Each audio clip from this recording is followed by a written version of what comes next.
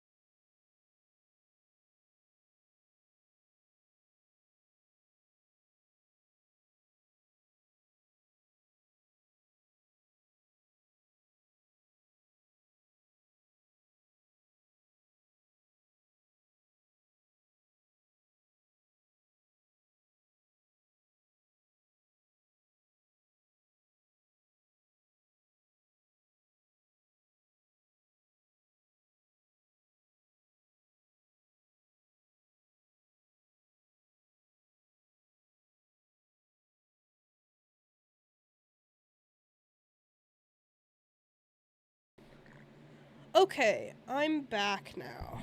Did it turn itself up again? I don't think it did. I think it just feels loud to me. I turned my fan on, that's probably why it feels loud. Anyway, I'm back now. Thank you. It is good to be back. My ad isn't technically done yet, but no one seems to have noticed. It's also only got 30 seconds left on it, so it's really not that big of a fucking deal, so whatever. I am going to try to continue drawing. Because I think I'm literally almost done with this one, so it's like, let's fucking get real. Anyway, we were literally busy. Before we were rudely interrupted by my internet going out for no fucking reason. Really don't know why that happened, but cool, thanks. Anyway, so in the second movie, we begin, well, we do a scene where they're like hanging out with each other, and then they're like, oh no, they're back, or whatever, and it's like, okay, cool. We're having a second, we're in the second movie, so not really sure who else the villain would have been if not people. So like, let's use our brains for a second. But whatever, that's none of our business. The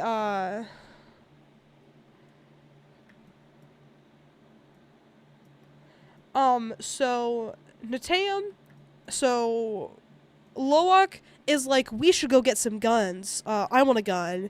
And then Loic is like, I want to go get guns, and Ateum is like, ooh, no, we shouldn't do that. That's not what Dad said to do. Dad said to watch from the sky or whatever.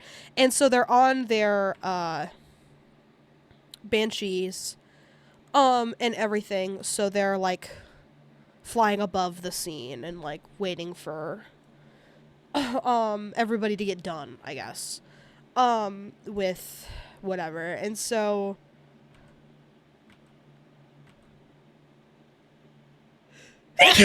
sorry. But obviously Loak, the loser's son, doesn't listen. And so thank you.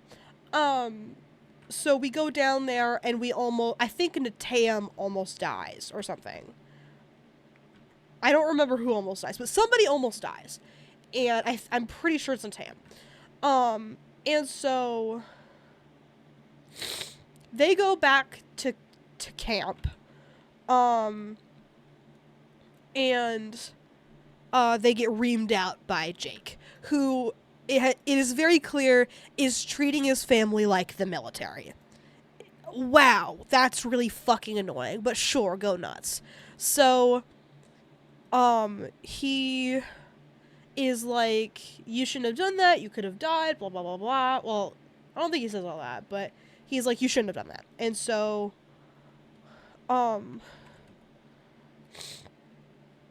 obviously the kids are like, sorry, Dad, we shouldn't have done that, blah, blah, blah, don't be mad at me. So, cool. They, hang out with the,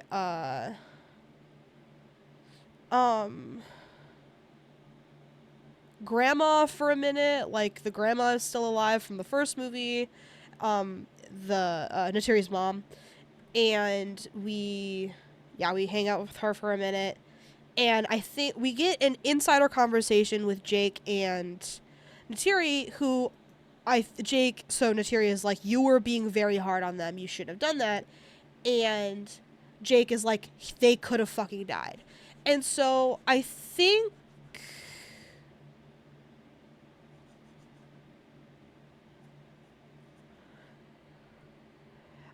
it's at this point that they decide that, ooh, that is very blue by comparison to the white. Down with a bite of you, with a bite of you. And then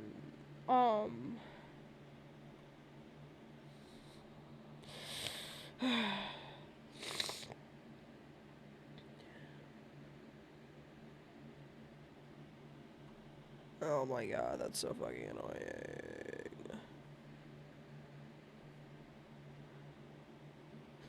You, touch you everywhere.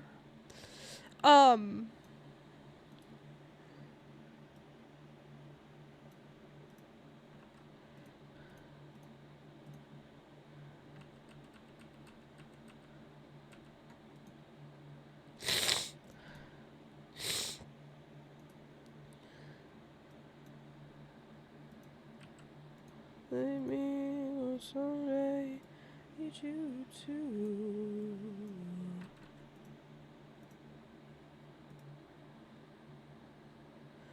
Okay, that feels a little better. Anyway, so we no, we wanted that on. So we decide that I think it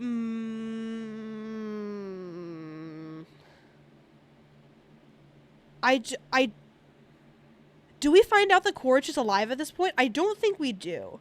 But we decide anyway to go away. Jake is like, we can't protect our family here anymore. We need to leave. And so Natiri is like kind of apprehensive about this, but ultimately agrees to leave too. And so they do a ritual of Jake dying because he was the fucking chief, which is insane to me. I think it's because he was Turok Makto, which is the guy who rides the big the big dragon thing in the first movie, Turok Makto. And so we, uh, um, uh, I think that's why he's the chief. Anyway, they do a ritual, and the chiefdom is passed down to someone who is very young, which is fucking crazy.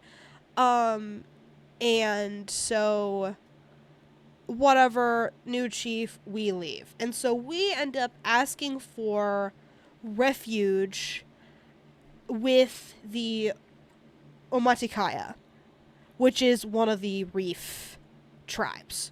And so we get there, and I think we know that Jake is Turok Makto, but I think no one really wants to talk about that. Like, for some reason, Jake is really apprehensive about being Turok Makto. It's less obvious in the second movie than it is in the third movie, but I think that's kind of why we get in to the refuge with the Omaticaya. It was kind of weird. Anyway, so we ask for refuge. I forget what it's called in the movies. I'm sure it's called something stupid. But they're like, hey, we're asking for you to shelter us. And so the,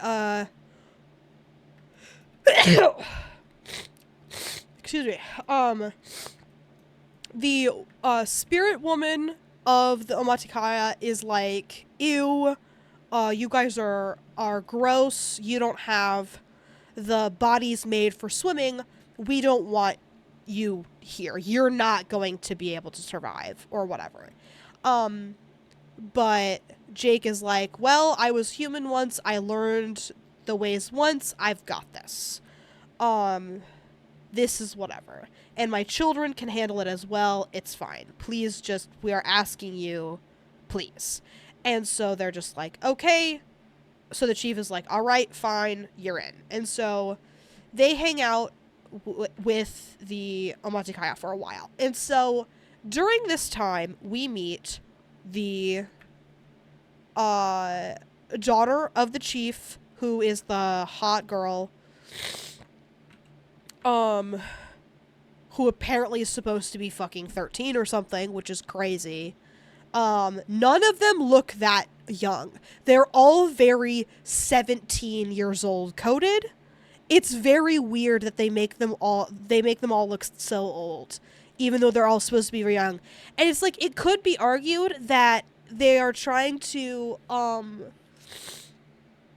make the aging process different for Na'vi, but everything else about them is so fucking similar to humans that I just don't believe that would be, like, of all the things you're gonna change their aging process?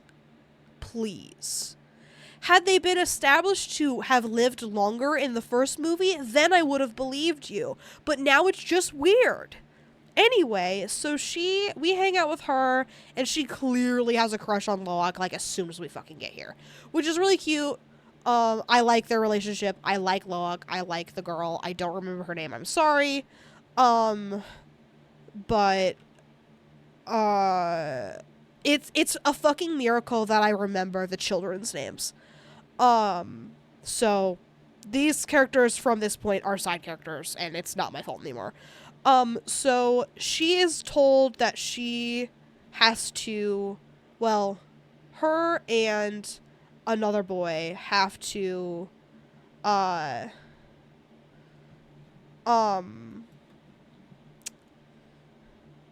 help them learn the ways of the water.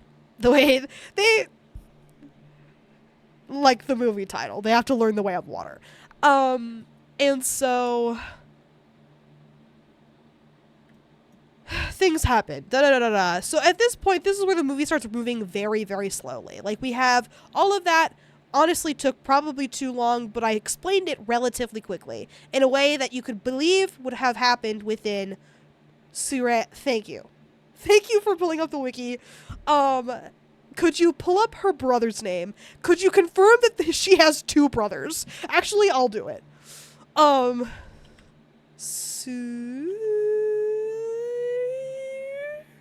Fuck, how did you spell that?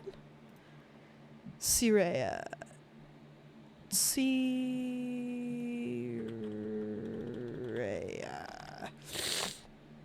She is so pretty. I love her so much. She's my favorite. Family, okay. No fucking way, bro. The other guy isn't their brother. Who is that then?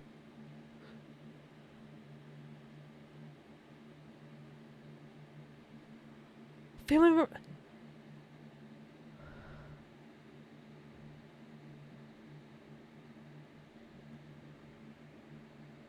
Todawari Renal. Okay. Todawari. Who is that? Okay, Todawari is the chief. Renal is the woman. Love her too.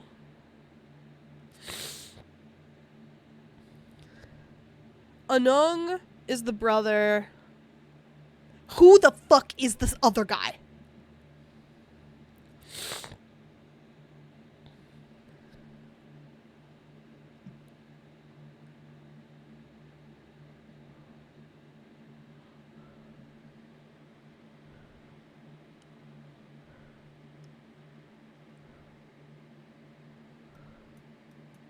Hold on.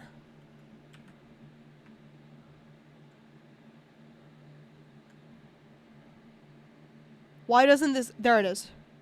Okay, so Ratzo, how do you say that? Is, I guess, a buddy of theirs. Which is fucking insane because the movie, like, implies... I see one brother at the place. So I'm talking about Anung and Sirea. I thought they had a third brother. Or not a third brother. Another sibling. Which they do, but we don't find... Like, we don't... They're not born until the third movie. We'll get there later. So, there's a third guy who hangs out with Anung and Sirea named... Ratzo. Ratzo. We'll say Ratzo. It's spelled horribly. I see. Yeah. So he is, I guess, not a brother. He's like a secret third guy. Just like a friend, I guess, which is insane. Which makes sense because we never acknowledge him as a brother, but it was believable that he could have been the brother. I guess he wasn't. So anyway, so the 3 of them,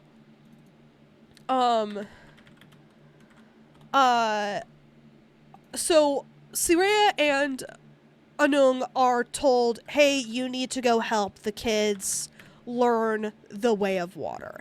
And so Sirea's like, sure, I'll give them a tour. And Anung's like, ugh, why? Ew, they're gross. And then Ratzo is like, I'm here too. They're gross. I am the bully character as well. I am the sidekick bully character. And so, cool.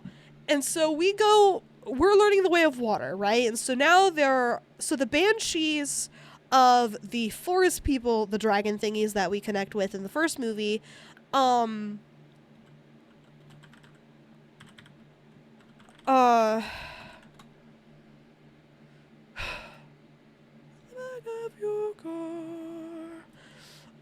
dragon things that we hang out in the first movie, they basically have a similar version, of those,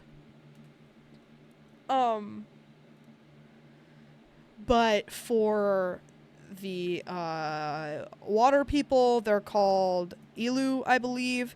And so those are just like flying fish, basically, like big ass flying fish horse things. And so they're taught to ride those. And so Jake is like, yeah, this shit'll be easy, but he ends up flying off of one of them. And so we're just like getting to know the culture, and again, very slowly. So I think at some point, Kiri is like fucking around in the water. She's weird, like notoriously weird. She's very connected to this, like the spirits and stuff. and she's just kind of weird. She's just not all there.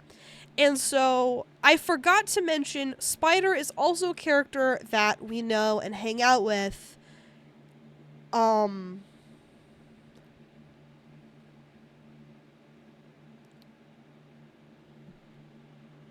Okay, I forgot. At the beginning of the movie, Spider ends up getting captured, I think.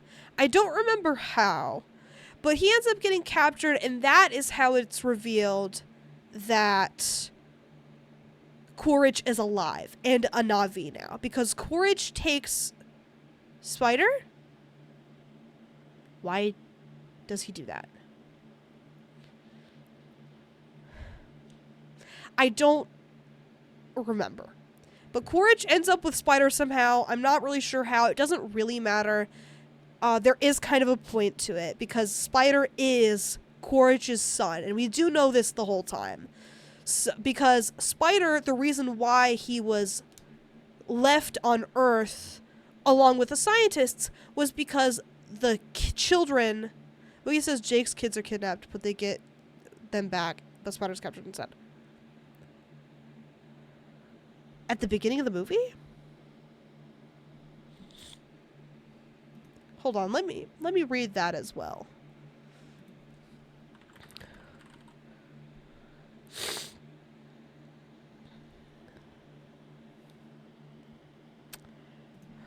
Way of Water.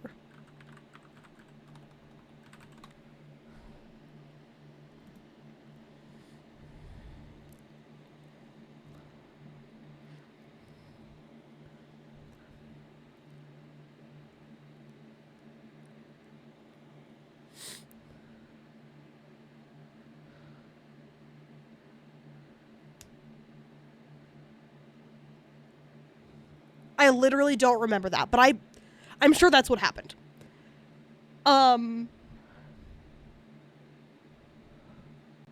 So Spider is begone, bot. Kill. He gets all the kids at one point at the start, but Spider's taken because Quaritch keeps him. I do not get that shit at all. I do not remember that, but I believe you both. That is what happens. Anyway, so Spider is with Quaritch. And so Quaritch is learning about the Na'vi from Spider because Spider was basically raised with Jake's family. However, we don't really go over that a whole lot, and it is a very neglected plot point, which is really disappointing because it's very interesting. Because you can tell that Spider is more in tune with the Na'vi culture than he is human culture because he wasn't born on Earth. He was born on Pandora. I don't know how long, and it's revealed that he is the son of Quaritch and another military woman. So it's so it had to have happened on base. And it wasn't like we flew to Pandora while I was pregnant, or I had the baby while I was pregnant, we brought him here situation. It was born on Pandora. He has not known Earth. So him being more connected with the Na'vi culture is very, very interesting and cool, except we don't really talk about it a whole lot, which is very disappointing. So anyway, so while we're getting to know the Way of Water, Quaritch is getting to know the way of the Na'vi just in general, and I'm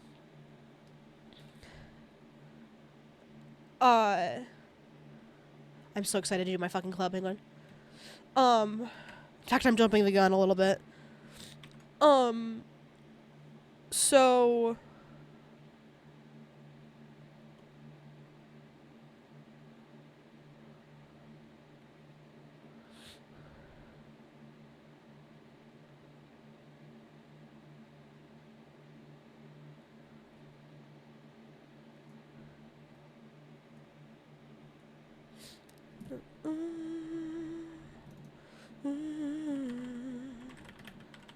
okay, sorry. Penguin jet. So he's coming.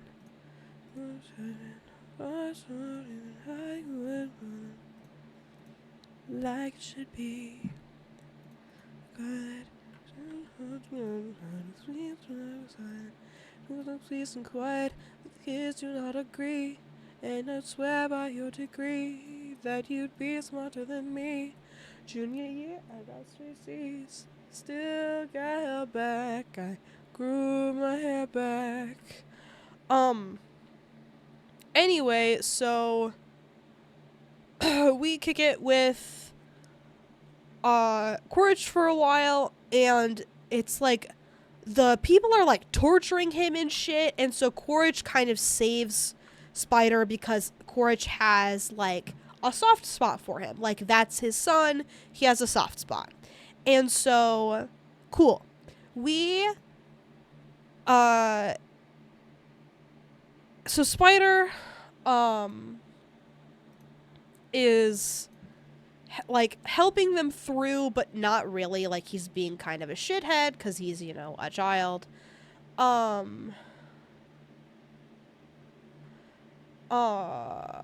Shit.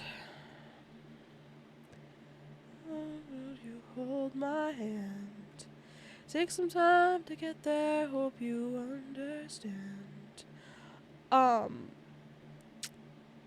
But anyway, we hang out with Quaritch, and Quaritch ends up getting Banshee, and somehow we find out, I don't remember how, that Jake is hanging out with the water people. It does take a while, but they do get Banshees and fly before we start burning things down. And so you get some kind of like vaguely like cute moments with them being like bonding because they're father son, and you're like, aw. Quaritch is a human fucking being. And so, because he's like learning the language and etc., because Spider knows the language well. And so, again, like, we don't talk about how, like, he is basically another son to them because they don't treat him like a son in the fucking second movie. In the third movie, he is critical. He's like, to the kids, he's super important, and we want to hang out with them, and he, like, they want him back, and they don't want him to go, and things like that, which I'll get there in a minute. But in the second movie, he's kidnapped for the duration of the fucking movie, and no one cares. It's very weird, because it's like, if you care about him so much in the third movie, why the fuck do you not give a shit about him in the second movie? I literally don't get it. I don't understand. Because they just let him be kidnapped. They don't go after him at fucking all. So, which is crazy, because in the third movie, it implies that he was basically raised by, and actually in the second movie too, it's like Spider is around all the time, and it's like, obviously it's around all the time frequently enough for him to have picked up the Na'vi language, because the scientists all, I think, still speak English. I think the kids might know English as well. I'm not 100% sure. Neytiri does as well, but it's very hard to tell when they're speaking English and when they're speaking Na'vi, because while you're watching the movie, they're speaking English, and then sometimes they switch into Na'vi. Like, when all of the people on screen are Na'vi, you're like, okay, they are speaking Na'vi, but for us, they are speaking English because we are watching a fucking movie and we need to understand what they're saying. But then, when it's a human and a Na'vi in the room, you're like, okay, they might be speaking English. Especially if the English in question is broken English. It is very weird that they make Neytiri speak broken English when she's speaking Na'vi. You know what I mean? Like, she speaks broken English to us, the audience, but hypothetically she's speaking her native tongue to everyone else. It is very weird. I don't know why they did that. It's bizarre. Like, it had her accent changed or something like that, or if there was another way to differentiate the two, Like when they're speaking English and when they're not. Realistically, the only way to do that is to have them actually speak the fucking language they're supposed to be speaking and then make the audience read subtitles, which I wouldn't mind. You know what I mean? Like, I would not mind watching an entire movie in Navi. Or, what would have been even more interesting is to have had the base language of the movie been English, but then, because we hang out with the Navi and the Navi are who we give a shit about, we make the English sound weird. Like, there is like an English sounding non-English. I don't remember what it's called, but you can make English sounding sounds without speaking any real English. It sounds if you're an English speaker, it sounds like you're having a fucking stroke. But to other non-native English speaker or to non-English speakers, it sounds like English to them because it's, like when people pretend to speak Spanish, they just add O onto the end of everything because that's how it sounds to English speakers, or how people are racist about Chinese. And you know what I mean? Like, you can do that with you can be racist about English too. No, I'm just kidding. But, like, you can dumb it down to the point where it's not a real language anymore, and then had the humans say things in the non-English and then had English subtitles. That would have been really cool. I think it would have been hard to do from an artistic perspective. Like, okay, no, it would have been hard to do from an artistic perspective. It would have been interesting and valuable from an artistic perspective. It would have been difficult to get audiences to engage in something like that, I think. It would have been probably a bridge too far for the average audience member, which I find deeply disappointing because it would have been really interesting. Anyway, in the third movie, they really go over the fact that Spider was borderline raised by them. So despite the wiki saying visits them from time to time, it isn't really portrayed like that in the movies. It is kind of in the second movie, but not really.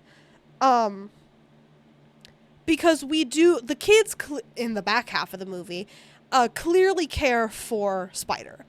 So anyway, Spider's kidnapped the whole time, and we're learning the way of water. So you've basically already learned everything you need to learn about Quaritch's half of the movie. Spider and Quaritch are hanging out. They are bonding, kind of, but not really. Spider is teaching Quaritch the language and the culture, and then we attack and burn down villages looking for Jake and trying to get information out of the Na'vi living there. That's pretty much all you really need to know about their part of the movie while we're doing Way of Water stuff. So we are trying to learn to ride the Banshee of the Water, the Elu, or whatever, and so at some point, the migration period for the soul whales, we're back to the good part of the fucking movie, the migration period for the soul whales is, like, coming close by. Like, it's ending, and they're coming home. And so everyone's really excited because they want to see their soul whales. And so the soul whales, when they're, bonded, they're called the soul... And to bond with your soul whale, you do have to do the same thing. The soul whales are basically the Banshee of the water people, because the Banshee, you bond with the dragon thingy, and then that's your dragon thingy. Like, you can't bond with anybody else after that. So it's a very significant bond. And then it's the same of the Tulkun and the people. So they refer to their bonded version as their brother or sister. And so they get to talk to their brothers and sisters again, their soul whale counterparts, and we get to kind of watch and hang out.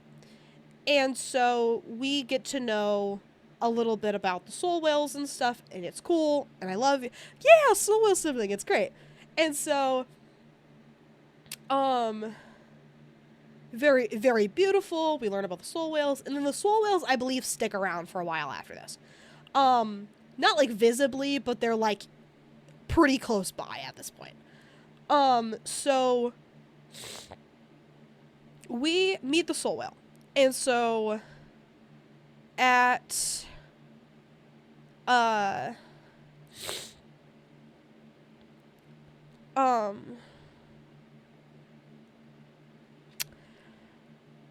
so after the soul whale, at some point, Kiri is hanging out in the water, and she's just kind of staring at the sand. And so the two bully characters, Anung and Ratzo, are like, haha, she's a fucking freak, she's staring at the water, there's nothing there, blah, blah, blah, blah. And so she gets out of the water and is like, what did you just say? And they're just like, you're a freak, aren't you? And she's like, I'm not a freak, leave me alone. And starts to walk away. And then Loak hears what's happening and defends her. And of course, these two characters are the most visibly freakish because they are the children of Jake and Tiri that have 5 fingers, not 4. And so they start getting bullied for having 5 fingers, and Loak eventually loses it and punches and starts a fight with Anung. And so obviously this gets them in trouble, and glad I gave you the opportunity to talk about. Just realized I asked about this. You ever exactly? Who gives a shit if I have an extra finger? Fuck! Who cares? Hi, Coldplay. I forgot what I was gonna ask about. Oh, about Avatar? Well, I hope you remember, because I'm deeply interested. I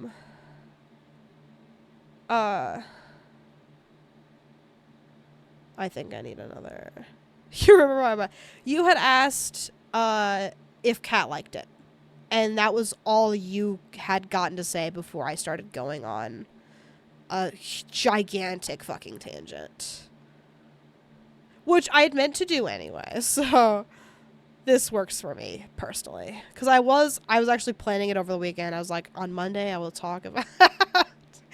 But I didn't get to stream Monday because we went to that fuck-ass party, which, Kat, you missed us talking about, but let's just say it was weird. I did try karaoke, though, which is not something I thought I would do, but I did, and I'm very proud of myself for trying. Yeah, I don't remember. If you had fun at the party, it wasn't fuck-ass. I disagree. I had fun at the party, but it was still a fuck-ass party. But that's just the thing. I love fuck-ass things. I love fuck-ass movies, the Avatar movies. I love fuck-ass TV shows. Can't think of any right now, but I do. Etc., etc. I'm a fuck-ass guy. There's no shame in this. It is not a crime. Anyway, so so they get in trouble. And so, Jake is like, you need to make up with Anung. And Log's like, why? He was being a fucking asshole. He's like, you need to fucking make up with him. He is the chief's son. I'll fucking kill you. And so Lolak is like, fine. So he, in an attempt to go make up with Anung, I think goes to apologize. And then Anung is like, oh, you're sorry, huh? Let's fucking kill this guy. And so, like, with his buddies is like, he, I'm gonna do something nefarious.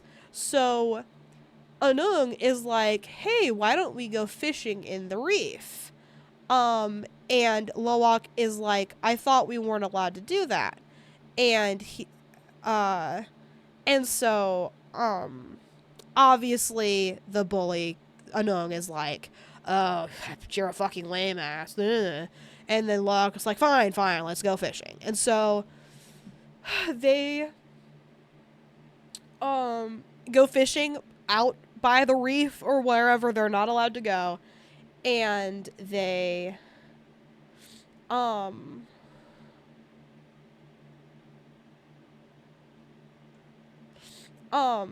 and they leave him behind, basically. Like, he's trying to only the cool kids go that. So true. Pretty much what they did. So yeah, they go fishing and they leave him behind because they're assholes. And so he catches a fish and he's like, yay, and turns around to like celebrate with what he thought were like new buddies of his, only to find they are gone, and just ditched him. And so he's like, okay, cool, fucking hate these guys. And so so what ends up happening is like a fucking, obviously a scary sea creature comes out and tries to get him, and then what do you know, a soul whale comes and saves him. And so the soul whale saves him, and he's like, wow, thank you, soul whale, I appreciate it. And then he notices that the soul whale has a tracker thingy in him, which, and then helps the tracker thingy, like helps him take the tracker thingy off. So I'm going to bounce from here back to Quaritch again, because this is where Quaritch becomes relevant again. To catch Jake Sully, which is his mission, he asks to, they find out that he's in the reef area, and he decides to follow this company who is doing, who is hunting the soul whales for the goop in their heads. So basically what these guys do is they take the soul whales, shoot them with balloons to cause them to float up to the surface after deafening them. They shoot them with like sonic rays to cause them to come up to the surface, otherwise they'll go deaf. And so they come up to the surface, they shoot them with balloons to make sure they stay on the surface, and they target the weak mothers with young calves, and the calves will obviously, they swim slower, so the mothers stay with their calves, and so they are broken off from their group. And so they get ballooned, and then they are harpooned and killed. And it takes several shots to kill these whales because they're fucking huge and really cool. I love you, soul whales. So then once they are, and so obviously we are witnessing this process from Quaritch and Spider's perspective. We are seeing it. Spider is witnessing it as well. And so once the soul whale is dead, we crack open its mouth, climb in, and get into the brain. And so you remember how I said their, like, braid tail thing exists in the old balloon and harpoon? Exactly. How their tail thing that connects with the spirit stuff exists in that part of their mouth. So what they do is they take a drill into the, like, the soft palate of the whale's mouths, and suck out this golden goop, which is implied to come from the spirit part of their mouth, like the fucking spirit tail thing. And the goop makes human aging stop. So this stuff is worth crazy fucking money. And so that's why this guy is taking it. And so they also have this marine biologist guy who is clearly not with it. He's like, this really fucking sucks, because he's studying these whales as a marine biologist. And so he is kind of in a similar situation as Grace was in the first movie, where they are just funding her research. She is enjoying the research for the sake of research, whereas the people are using their research. So it's kind of, you know. Anyway, so he's really unhappy that he's there, and you can tell that he is not glad to be there. And so Spider's like, that's all you do? You just kill them and leave the whole body behind, and they're like, yep, we don't take anything else. So normally they let the carcasses sink to the bottom of the ocean, but Quaritch is like, hold on, I want them to know we killed it. And the guy is like, I don't want to be used as bait, fuck you. And he's like, you're doing it anyway. So they leave him there, and so it happens to be the mom Navi Renal. It happens to be her soul whale. And so when they find out, she's super upset. She's just like, my soul whale was waiting several cycles to have this baby. This is really fucked up, blah, blah, blah, blah. And the baby is also dead. Like, they find the baby dead too, because without the mom helping it, the baby died as well. Super fucked up and very sad. And so everyone gets pretty upset and hyped up. They're just like, we have to fucking kill these guys. They're on our shores now. The hunting of the Tokun was far away, but now it is here. We have to do something. And Jake is like, whoa, whoa, whoa. We can't. They are very powerful. We can't do that. And then he turns to Natiri and is like, they're coming for us. It's a fucking trap. We can't do anything. Or whatever. And so anyway, I'm going to bounce back now. So all that stuff's happening. So Loak, after being bullied, gets saved by a soul whale. The soul whale's name is Payakan. I fucking love you, Payakan. Payakan, as it turns out, so he gets shot, and then Loak saves him. And so he goes back to he goes back to the tribe, and he is just like, hey guys, found a soul whale. Doing good, all alive. And then Jake is like, what the fuck is wrong with you, man? Why did you go fishing out of the reef? You were not supposed to do that, obviously. And then the tribe leader, whose name is Tonawari, Tonawari is like, nope, it was my son's fault. He was not supposed to take him out there. He knew better. And then Loak is like, no, it's okay. It was my idea. Well, it's not his idea. It was my idea. I take full responsibility. And so we move on. And so we go back, and Jake is like, what the fuck is wrong with you? I told you to make up with these kids, but you weren't supposed to do that. You weren't supposed to do something bad to make up with them. And then and then Loak was like, you said to do anything I needed to make up with this guy. And so he's in trouble with Jake. What's fucking new? At some point in the movie, we go down to what's equivalent to the soul tree in the first movie. I don't remember what it's actually called in the first movie, but you get what I'm talking about. Where you connect with it, it's like, oh, spiritual. And that the soul tree equivalent thing is underwater for this tribe, obviously.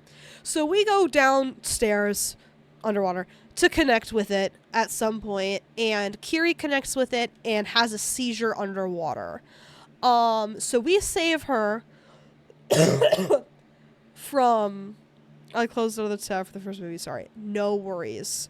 It's not a huge deal. You know what I'm talking about. It's, soul tree.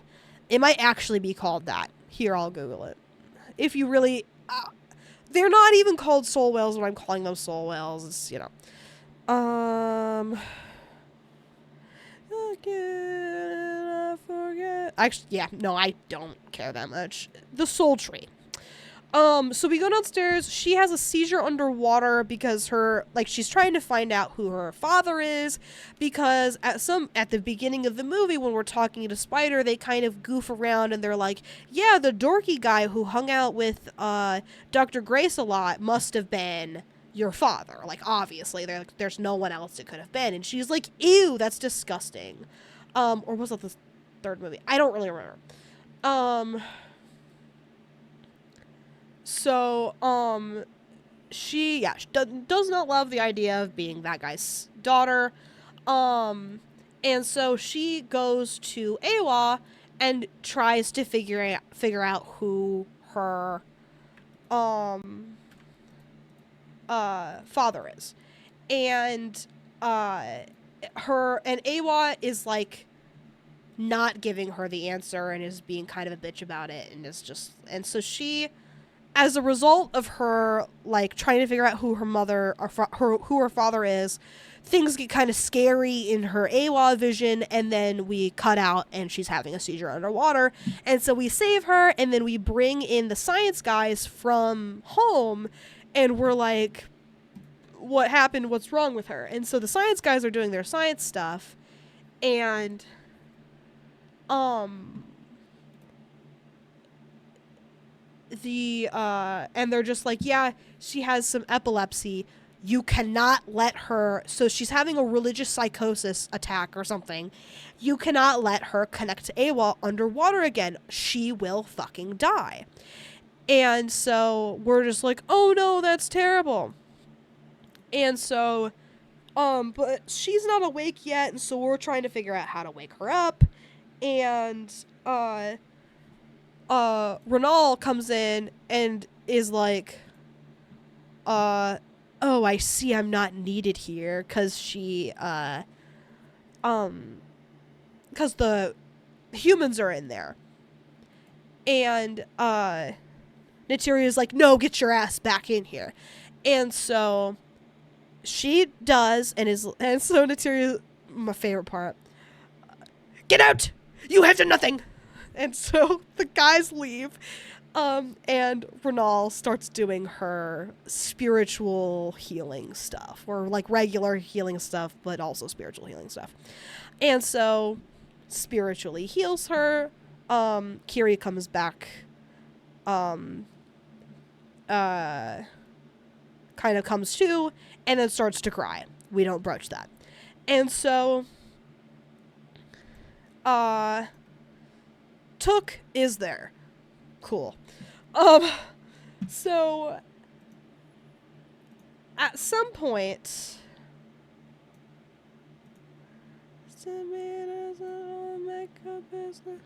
I'm going to do almost that. Yeah.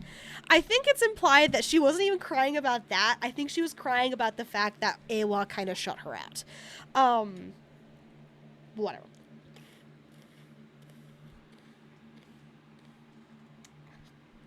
That's a good cup of joe.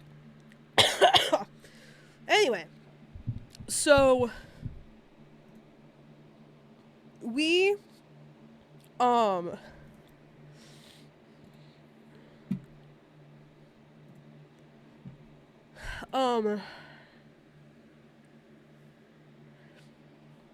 so that happens. So it's established that she's weird and has like a very significant connection to AWA. Cool. That is the only time it fucking matters in this movie, which is insane because we could have just solved her whole arc in this movie, to be honest with you. Or we could have just not brought it up at all. Or this should be a TV show or something. I don't know. There's too much. They want to add too much detail. It's a little ridiculous. But anyway, so we great. Cool. We she almost dies, she doesn't die. Great. So back to the soul whale stuff. So at some point when Loak comes back from being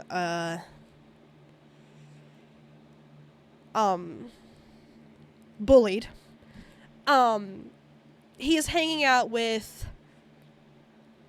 a group of people, and one of them is Soraya, and so she knows.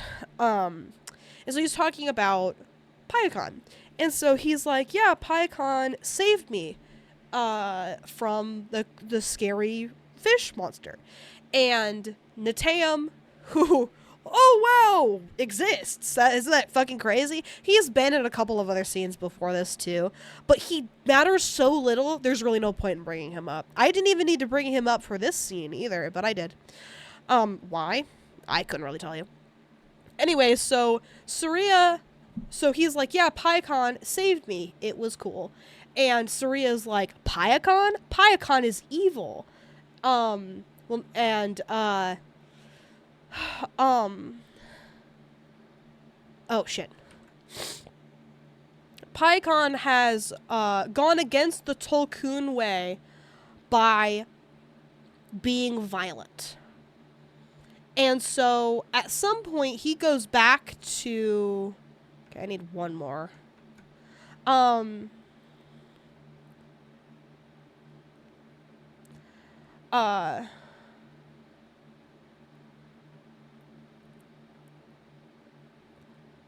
I need to redo that.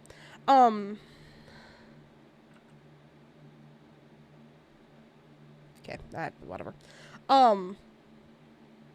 So at some point he goes back to visit because he's like, you guys are assholes, you're not listening to me. And so he goes back to to Paikon. And so he's just like, it's okay, Paikon, you can trust me. What happened? And so Paikon is like, it's too painful. Because we can understand them. I'm not really sure how. I think maybe once you're a soul paired, you understand them, but I think the tribal leader has the ability to understand all of them. You're my only friend, Paikon. So true. Cause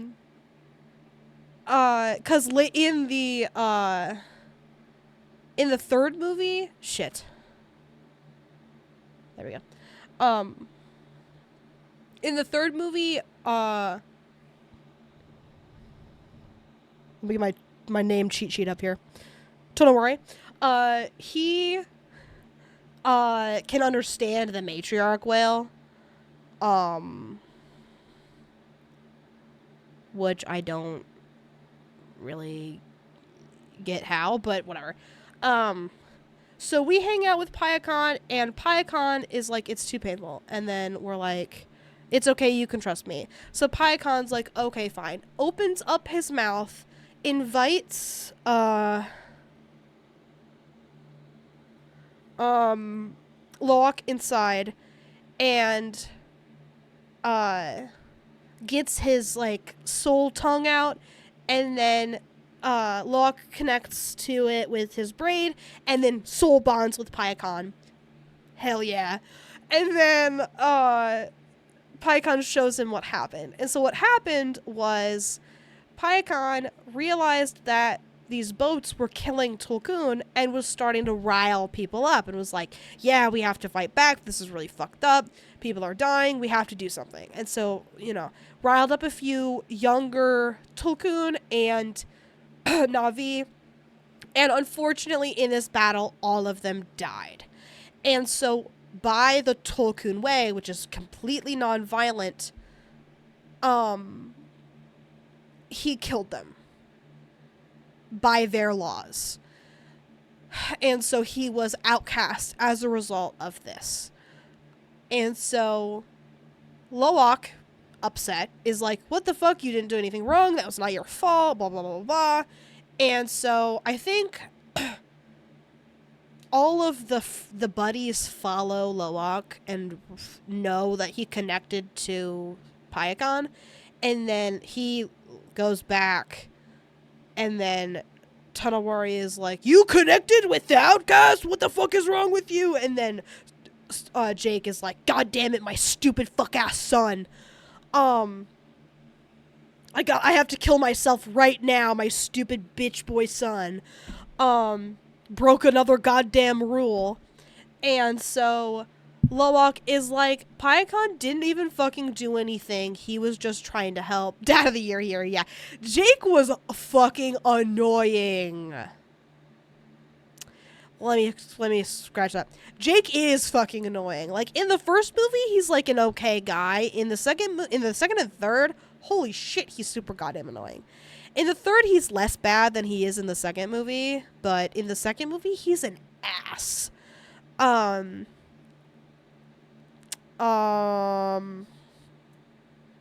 But yeah.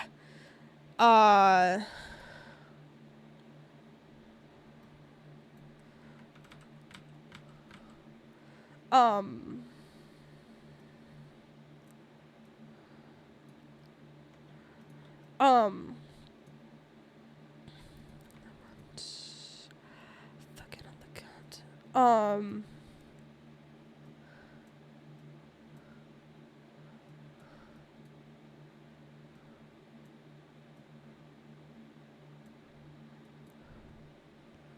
Nothing meant to fly. The things I've done.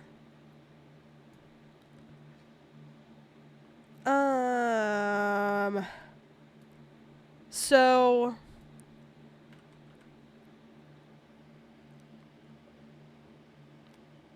Pycon and Loak are bonded now, and it's cool, and I love it.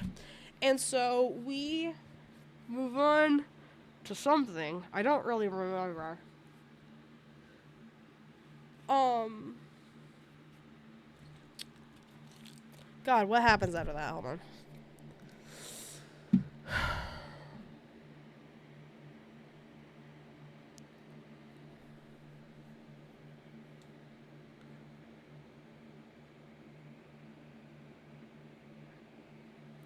Okay, it's called the Spirit Tree. Soul Tree, Spirit Tree, same fucking shit.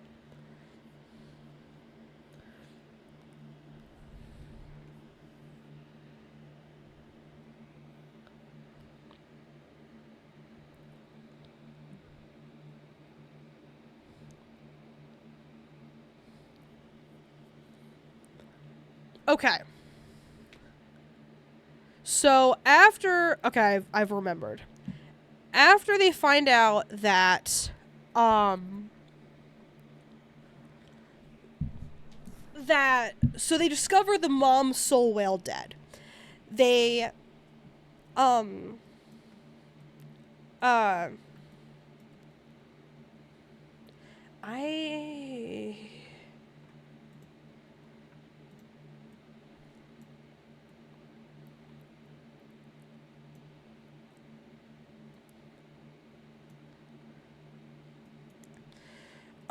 oops, sorry.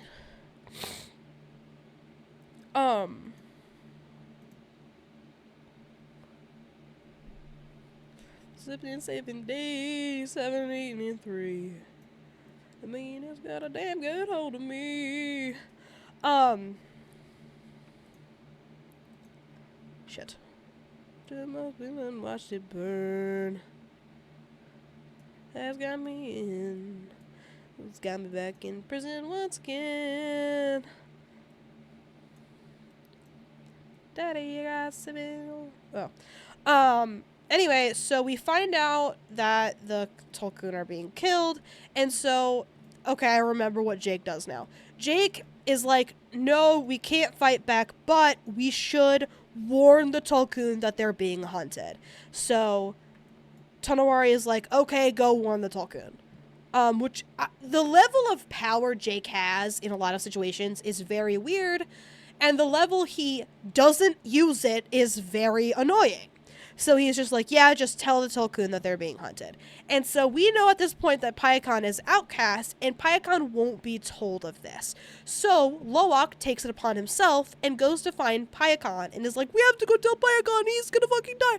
And so we book it over to Payakan to warn Payakan. Payakan has already been marked for death. So we're trying to get it off of him so he doesn't get attacked. Of course, as we're trying to get it off, the boat that was tracking him is on its fucking way. And so, as a result of this, Quaritch discovers the kids and kidnaps them. I think, who makes it?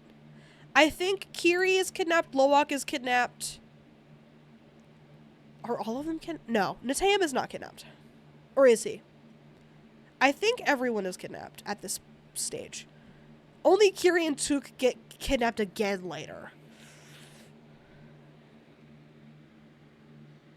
Anyway, so we all get kidnapped as a result of us trying to save Payakan. So we try to save Payakan, we are successful, we get it out of him, I'm pretty sure. But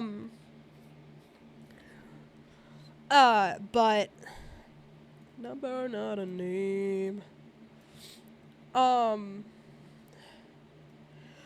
Back in prison once again.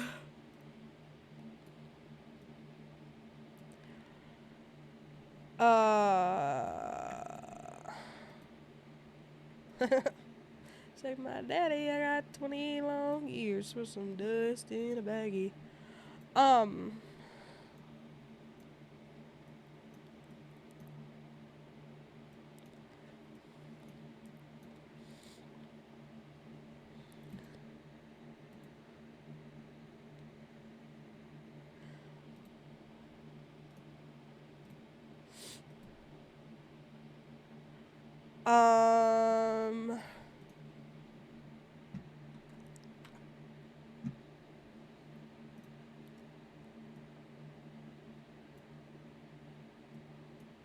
Sorry. I guess this is the part of the movie where I just stop giving a shit. He's a damn good friend of mine.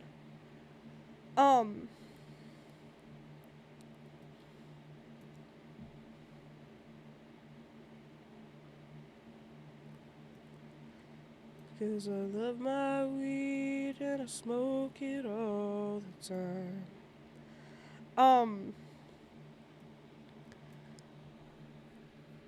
At some point, the kids are captured. Jake doesn't get there fast enough, and so we go and get everybody to go kill this ship with Quaritch in it. And so we go, and then obviously Jake and Quaritch are contactable because he has the fucking neck prong thingies that he can talk into like a radio. And so he goes, and Quaritch is like, I have your fucking kids. I'm going to kill them if you don't come up here by yourself. And so Jake is like, okay, I have to go up there by myself. And so he goes up there by himself. And then Pycon, I think, comes and gets him, right? And causes chaos. And so everyone is like kind of fucked up. And so I think Loak and Tatum get off the boat. Kiri and Took are still on the boat with Spider. No, I'm sorry. The four of them get off the boat together, to my knowledge. But shit.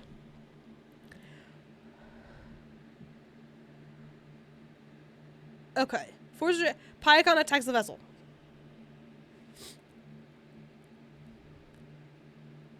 Spider attacks from the inside. That doesn't really matter. Okay, Nateam rescues Locke, Soraya, and Spider. But it's fatally... What? I don't remember that when that happens. He is a damn good friend of mine. But we smoked it all the time.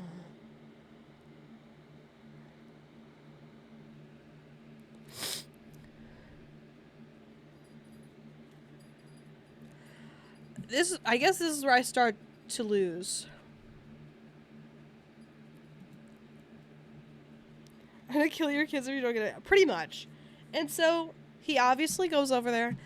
And so I think all of the kids are saved for a second there.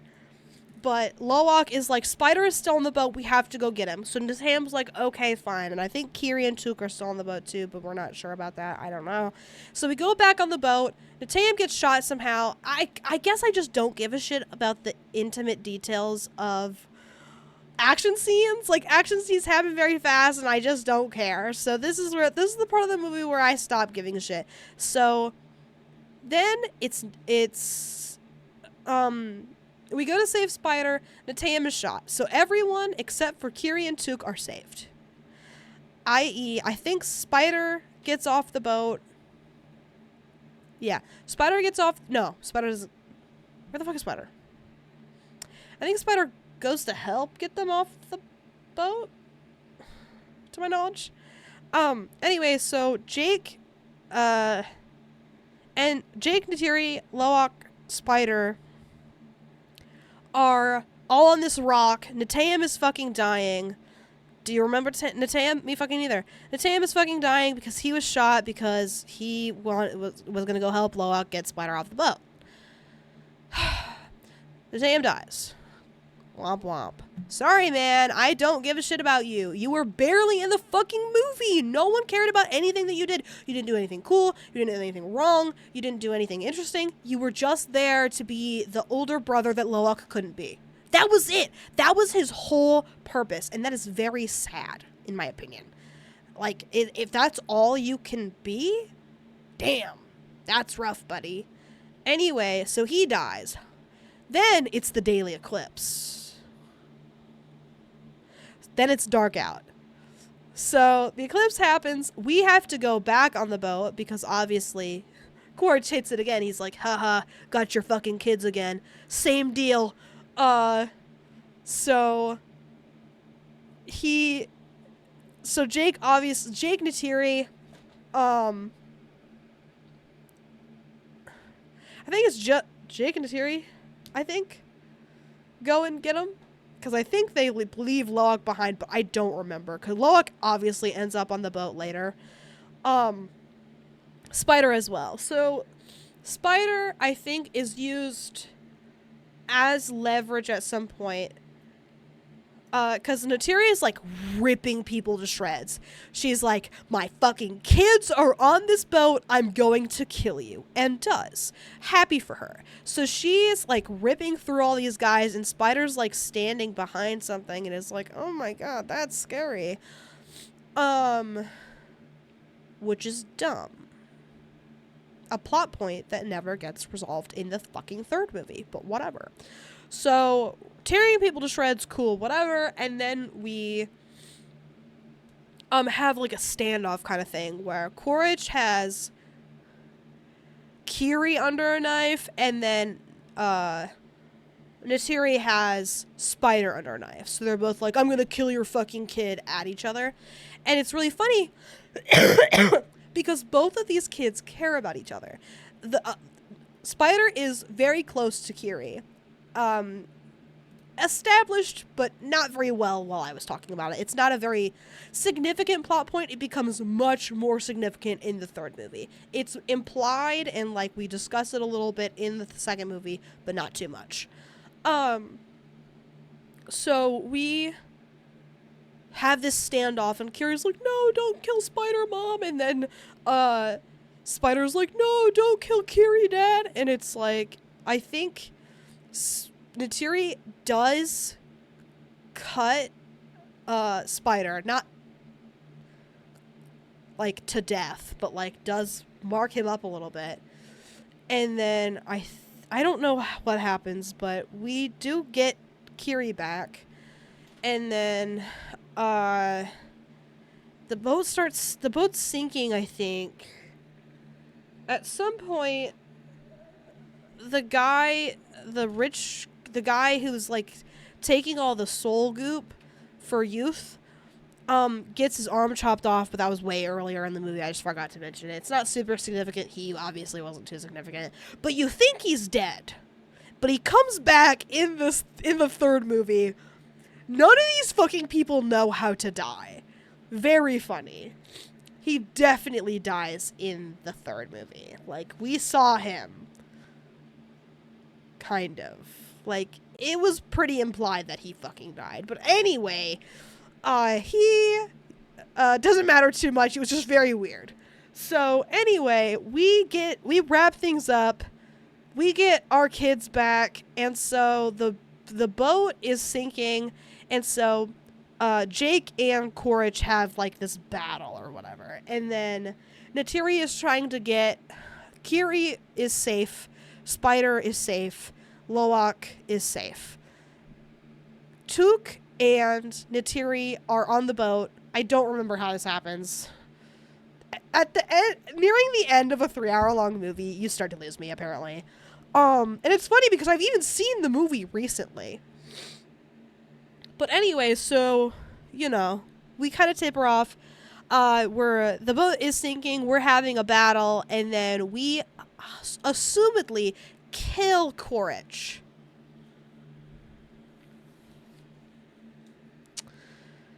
But Spider saves him, which is very kind and is like, okay, cool, that's nice of you. Unfortunately, this causes problems for us later. Whatever. Spider, you are 16, I'm gonna let this slide. Without you saving him, we wouldn't have gotten I Brought You a Burger in the third movie. So I'm gonna let it go, okay? I want I brought you a burger. Okay? So, whatever. So Jake thinks he's dead. Everyone thinks he's dead except for us, the audience, which is nice because at least in the third movie, we expect him to come back. Whereas from the first movie, we, as the audience, think he's fucking dead, but then he comes back and it's kind of annoying. Whereas the second to third movie, him coming back made sense to us. I was like, okay, we know he's still alive. He's gonna come back. So it wasn't as annoying the second time. Annoying still, but less so.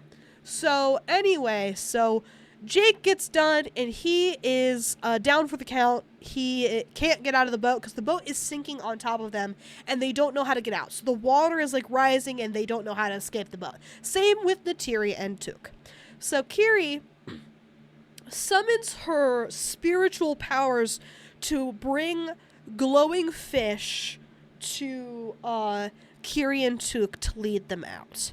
And then takes, like, a water-breathing animal, like you connect to it, and then it lets you breathe underwater. That was established earlier in the movie, but you know, really.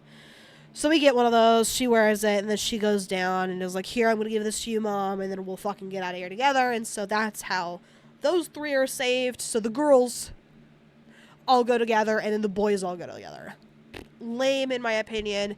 It's very annoying because if Loak was a mama's boy, that'd be the shit, but that's me. Anyway, I still think he is, because there was a really good scene in the third movie with them together, which I won't be able to talk about today because I've wasted so much fucking time talking about the second movie. Luckily it wasn't 3 hours. Like, I can explain the movie in less than 3 hours. If I can explain the movie in less than 3 hours with this much detail, you can cut shit. Just cut the shit that I didn't mention. Natam. Okay, like, anyway, so then Loak saves Jake and is like, we're gonna take some breaths, we're gonna breathe in big, and he's like reciting the way of water. The way of water has no end. The sea is your home upon your birth, and you return to it upon your death, blah, blah, blah. Something along those lines. I don't remember what it is specifically, but he recites it, and then we go under. And then we swim up to the top, and we make it, and we're all alive. And then we have, like, a ceremony for Natam, and then we connect with the spirit tree, and hang out with Natam. And it's so fucking sad, because Natam's just a little guy, in Jake's little vision. He's like, look at this fish I caught. It's so fucking heart-wrenching. But, like, not that heart-wrenching because we don't know the character that well. So, yeah. That's the end of the second movie. And the second movie ends, I think, with a voiceover from Jake. And it's like, yeah, and we're gonna fight, and the sea is our home now. Which is funny, because in the third movie, that does not seem to be what we think. But it is implied that we have been here for a while now, because if there's been a year change from the second movie to the third movie, despite it being, like, right in the aftermath. But I can tell everybody about the third movie another time.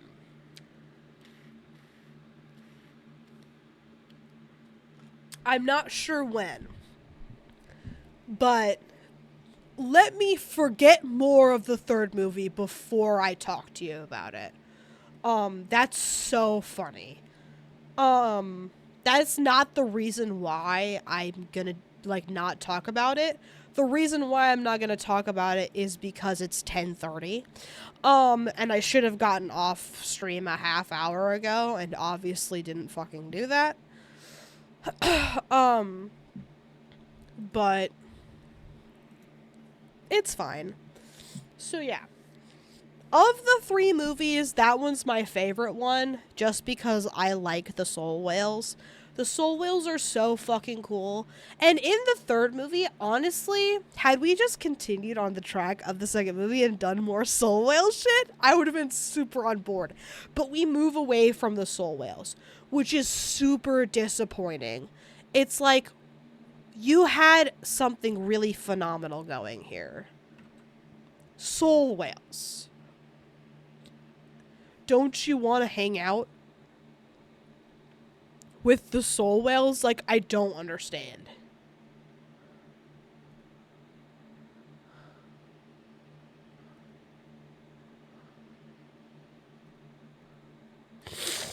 Ugh. To my love.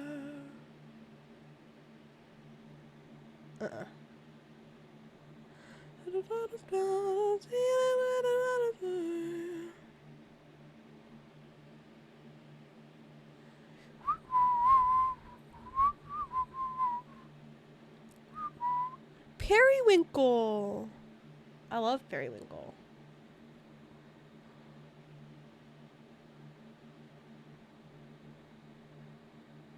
I'll do a periwinkle penguin.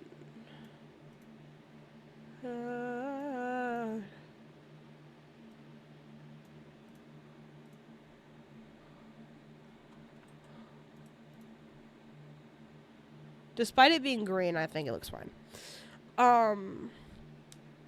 Sorry, I would like to finish this one so I can at least say that I finished another one. Because unfortunately, all of these are on my... Shit. All of these are on my computer only, and I don't have a mobile version of the file. I could, I just don't know how I feel about that.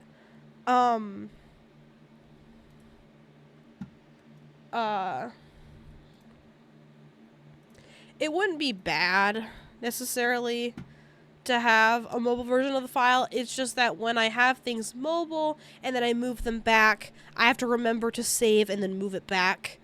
You know what I mean? And I could, I don't know, I'd have to take out my flash drive and blah, blah, blah, blah, blah, and I just don't feel like it.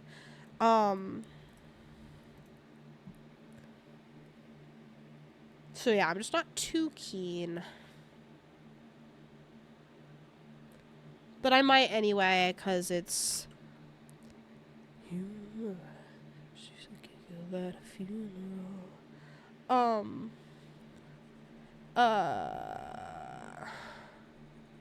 If the heavens ever did speak, he's the last true mouthpiece. Each week, you're born sick, that I love. What was I saying? It's worship in the bedroom, and I'll be sent to.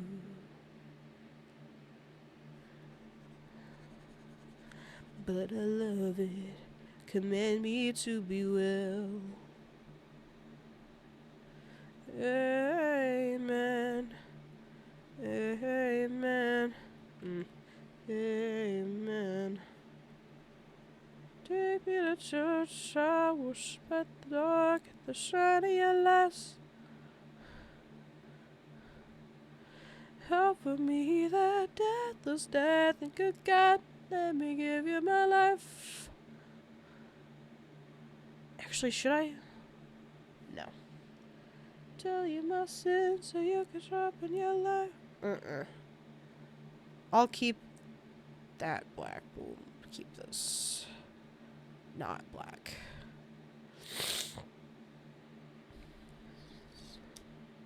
Keep the goddess on my side.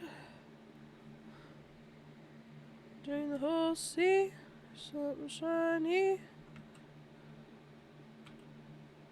That's a fine looking house. So what you got in the stable? The one shitty thing about staying up extra on stream is the whole point. Well, okay, not the whole point. Like, obviously streaming is very important to me and I like doing it without any, like, caveats or conditions.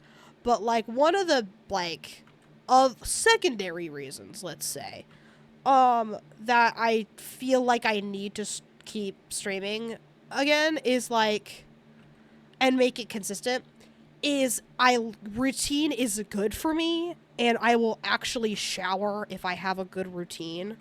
Um, um, so it's kind of like, I really need to get off on time, so I won't be so exhausted that I don't feel like showering. Because I haven't streamed for a couple of days, and as a result, I haven't showered because I've been like, it's too late, I don't feel like it, or, I didn't stream, so it doesn't matter. Like, and then, of course, on a day that I will stream, I'm like, okay, now I can't shower until after stream, because that will get me back in my routine. Ugh. Me too. We can shower at the same time. Separately.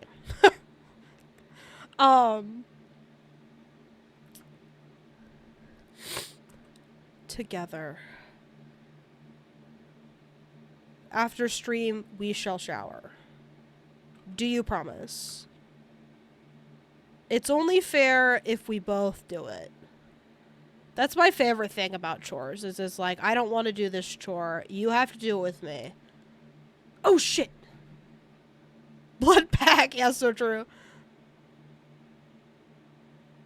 Oh, God. Okay, please.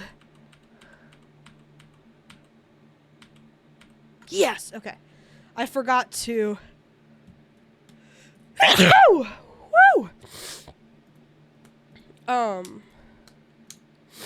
I forgot to thin out some of the lines. Thank you.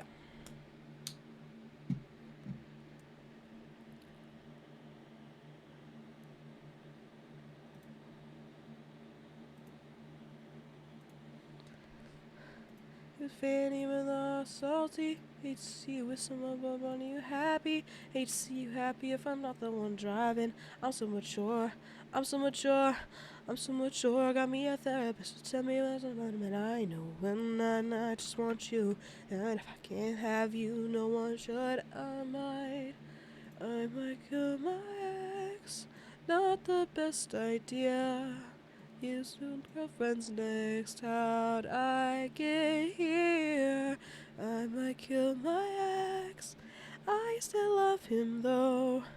Rather be in jail than alone. Because that I'm a lost cause. Do I really love her? This text is evidence. The passion popping, but damn, he was at the beach.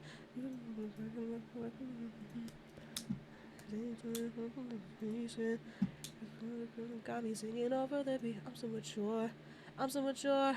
I'm so mature. Got me a therapist to tell me that there's something I know when I just want you. If I can't have you, no one will. I might kill my ex. Not the best idea. His new girlfriend's next. How'd I get here? I might kill my ex.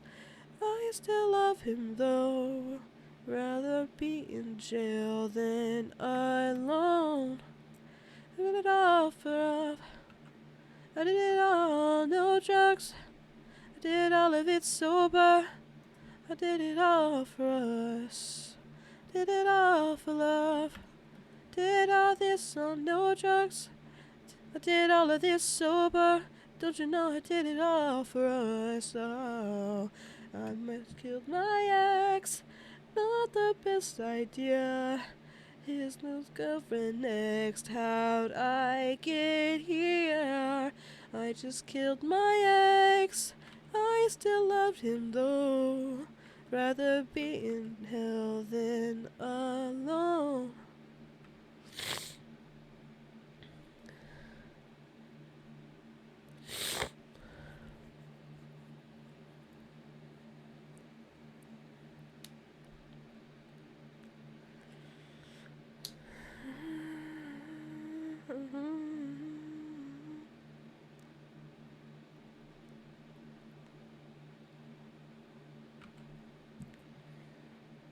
Tomorrow, I'm gonna live here.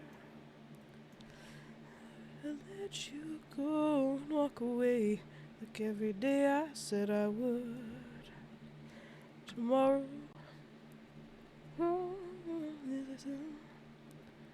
That voice of reason inside my head, telling me that we're no good. But tonight I'm gonna give in one last time. Rock you strong in these arms of mine. Forget all the regrets that are bound to follow. We're like fire and gasoline. I'm no good for you, you're no good for me. We only bring each other tears and sorrow. But tonight, I'm gonna love you like there's no. I'm gonna get stronger. I'll lay down and call you up. It's out for you. Tomorrow, you listen. I won't stop. How bad I want to. But tonight I'm gonna give in one last time. Rock you strong in these arms of mine.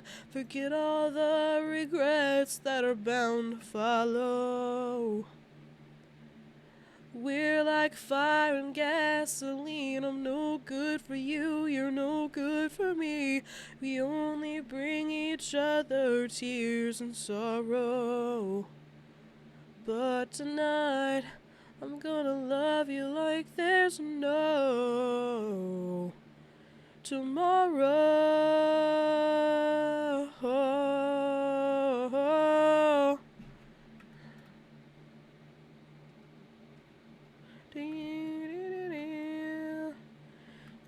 We're good, we're brave, we're just too much bad for us to think there's anything worth trying to save. Can I bitch about it? Of course you can! Please go on. Rock you strong in these arms of mine.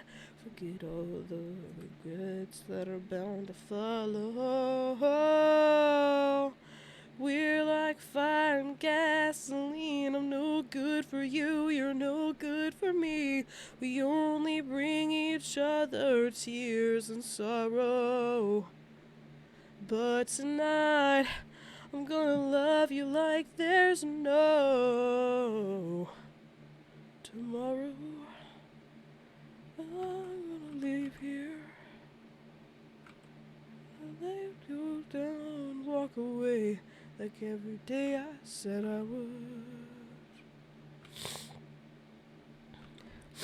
Okay.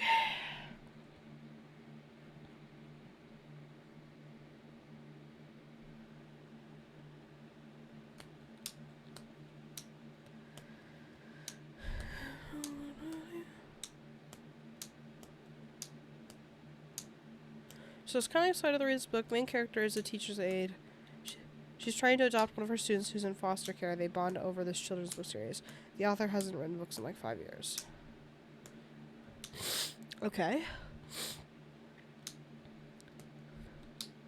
So an exciting prospect.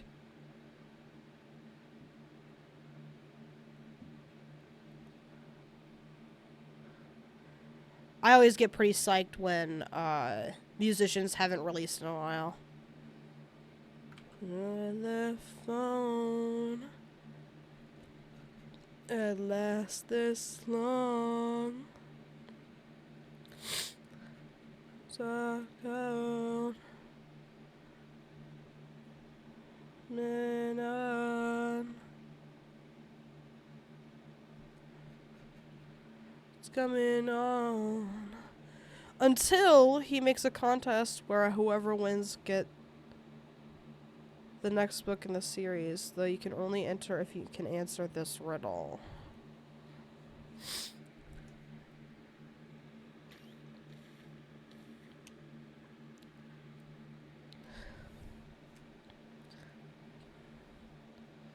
I'm so excited for the riddle.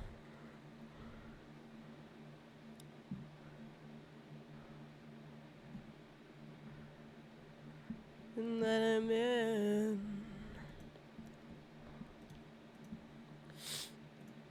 is forever another of time. Which only 4 people know because they ran away to his island. Yes, the island is related to his book series named Clock Island. Wait, what? Is this all in the book?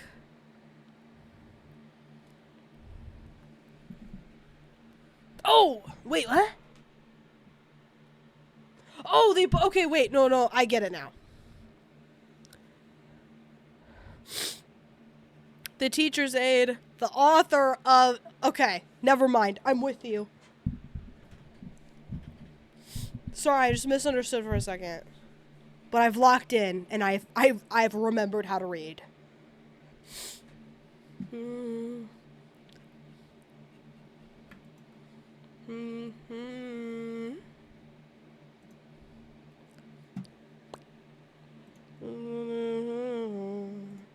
So slowly are you feeling lonely? Slowly drink away.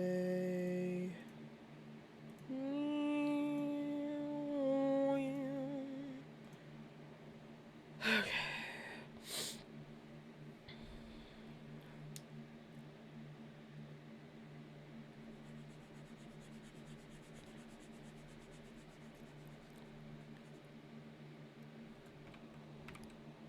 Shit.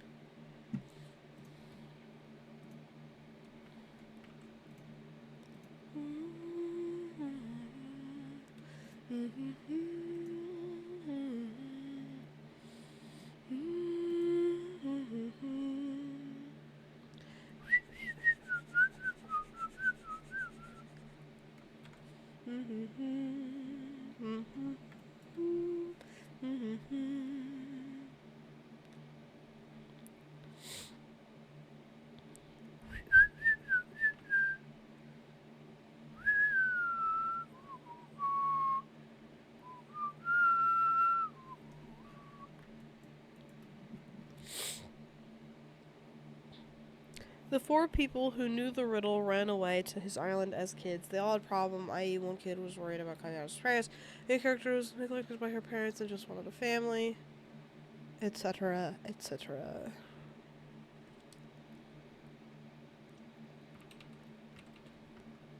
Very weird. Monster by Imagine Dragons. No way. That one actually did what I wanted it to, but which actually makes sense because it curves.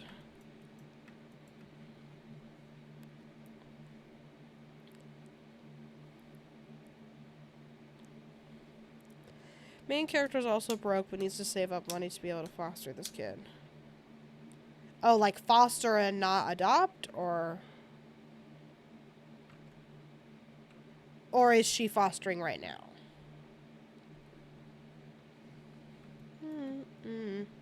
Okay, got it.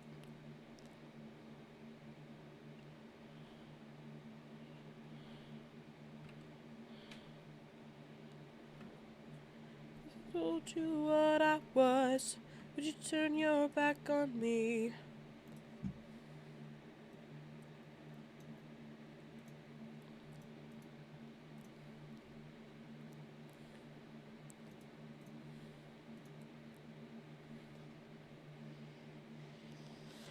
I'm only a man with a candle to guide me. I'm taking a step to escape what's inside me.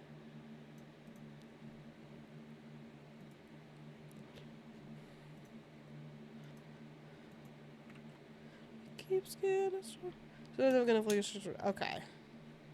Got it. Different from the rest. Do I have to run and hide?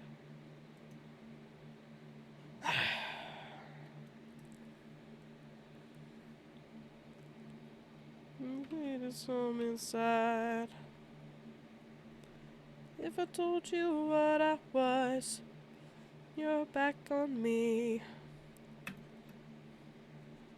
Would you be scared feeling just because everything I touch isn't dark enough. But this problem lies in me. I'm only a man with a candle to guide me.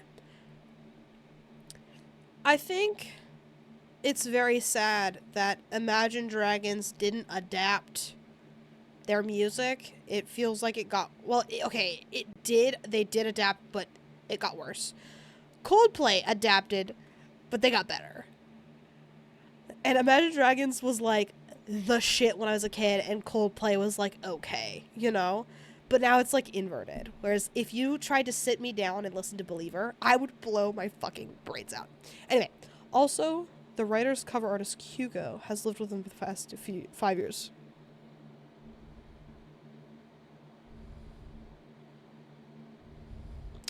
Mm-hmm. Right. Cover artist and nothing else. I don't know why this is important, but he is there. Okay. In a gay way. I'm just kidding. I don't know anything about the book, but it's fun to make jokes. What's inside me? A monster, a monster.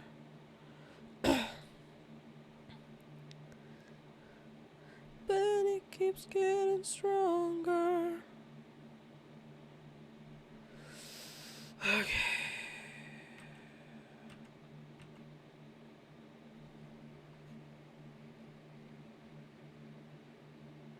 Good enough for me. Penguin sticker.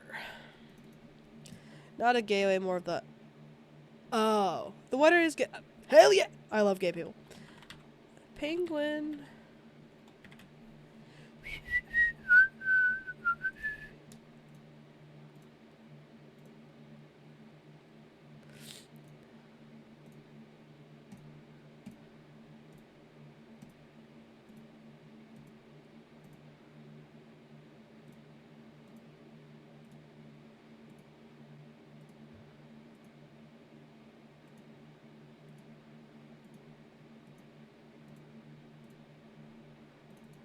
Penguin line.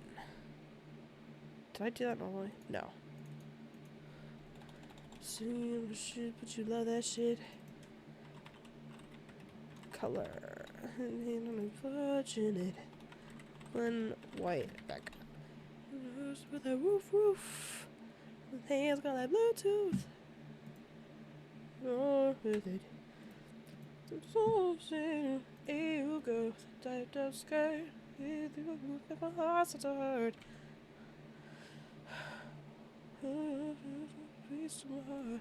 You got them jeans. How you fit them things. You hear me calling you. You hear me calling. Shit. I lost the sauce. The penguin looks boring. No! It's revealed that Rider Guy took care of Hugo when he was down, so Hugo came back to take care of Rider Guy when he was down. Oh, okay.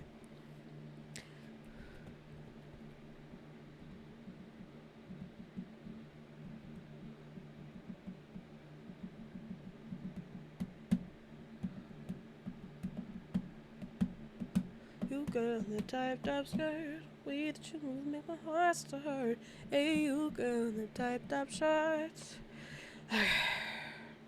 Hey, you got them jeans. How you fit them things? You hear me calling you. Do you hear me calling? Do. I think the snowman might be kind of boring too. You hear me calling? First thing, when main character came to the island when she was like 14, she had a small crush on Hugo. Then like 1920, and they develop a relationship out of nowhere. When she gets there as an adult, she's like 26 now, I think.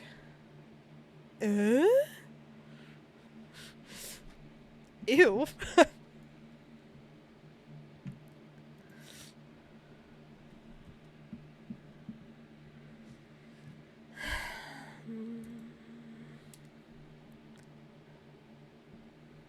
Yeah. I don't even have to read the book to know that's kind of whack. Noters. Fuck me. Around me. Like, alright, where me at? Arguments, you air me at. Whereabouts? Fuck out. No. Heavy reminiscing. Shit was different than what it was. I've been out, baby, lost in the lie of us.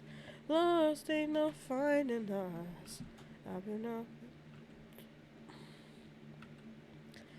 Oh, if I hate you, I do. Shitty of you to make me feel just like this. What I would do to make you feel just like this. If you wondered if I hate you.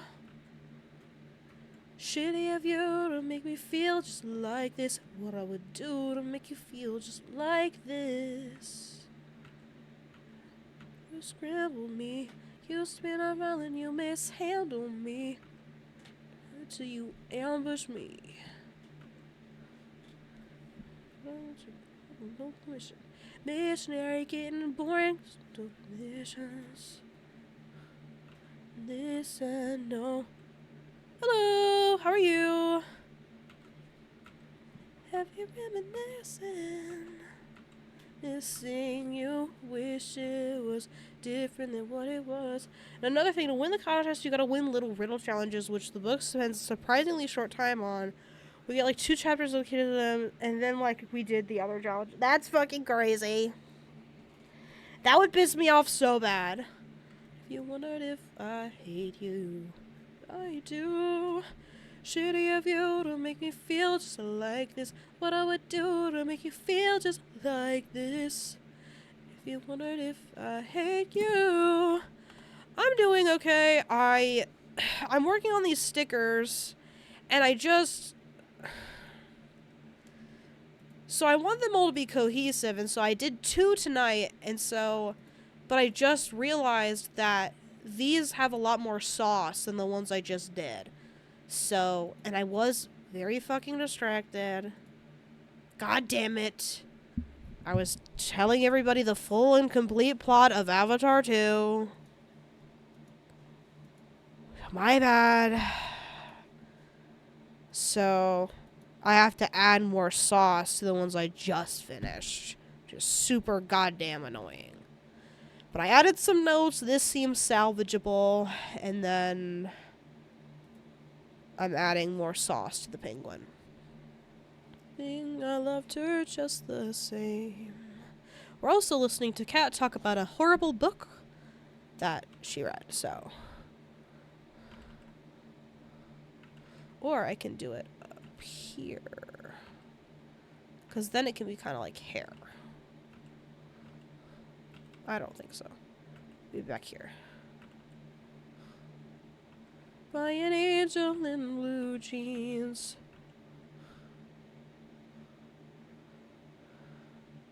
That's good.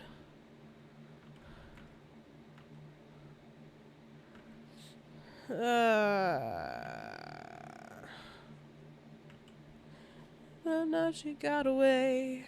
Chased her to the turnpike. The music never plays. I'll do another one of these. Fell into the water.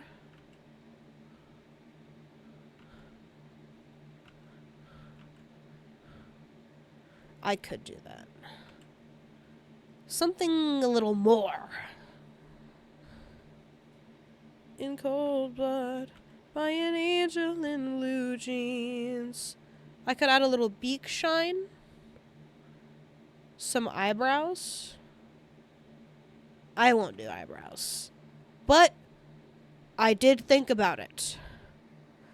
The ghost stickers. I know, isn't he so cute? I love the fucking ghost sticker, thank you. Let's go look at it again. Yeah. I'm so psyched about the ghost sticker. The leaves are a close second for me. just because I think they're cool looking. But I'm so pissed about the sauce. What the fuck? Where is it in the penguin? I like him. He's cute, but where is it? Anyway, also, the second riddle was stupid easy. They got a list of impossible things to find, like a ray of darkness. Turns out you gotta read the last letter of each item and it spelled find me or something. That's stupid as hell.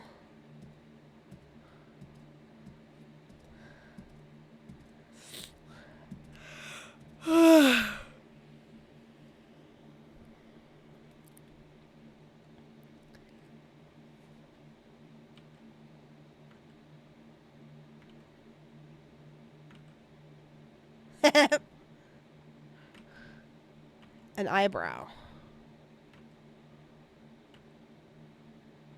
Which is a very cute eyebrow, but...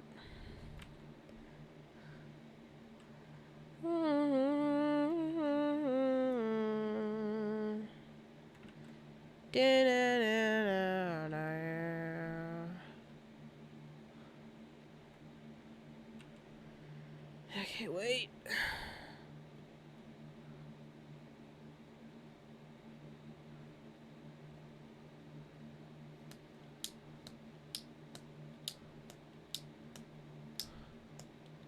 Wait, I like that song.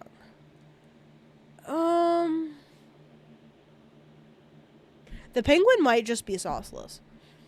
Also, no one ends up winning the contest in time. She comes to terms that she's lost. Good morning. It is 11. Sorry, Cat had to talk about a book, and I had to add sauce to this penguin. It's still sauceless, but it's fine. Comes to terms that she has to do this on her own. She'll get a second job and continue saving up. That's the most bullshit ass ending I've ever heard in my fucking life. Oh, now I have to claw my way. Now I have to pull myself up by my bootstraps and claw my way out of a borderline impossible financial situation to be able to fucking... She's been saving on a teacher's salary and making/selling scarves on Etsy. Oh, that wasn't then? Okay, thank God.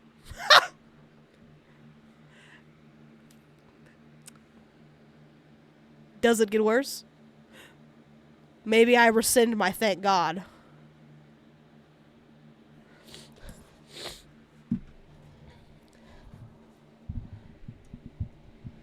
Talking about on your timeline. My time with you. Talking about on your timeline. My time with you. With your mind.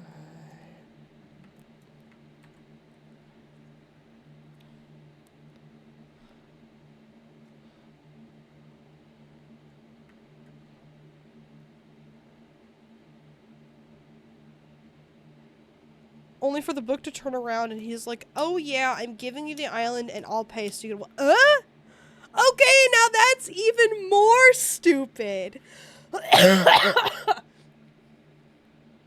Hello? Why did we add that moral lesson in there if we were just gonna fucking do that in the end anyway? Hello?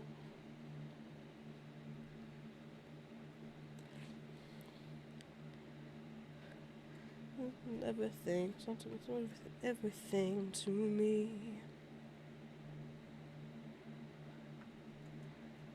Somebody else's car, never undercover.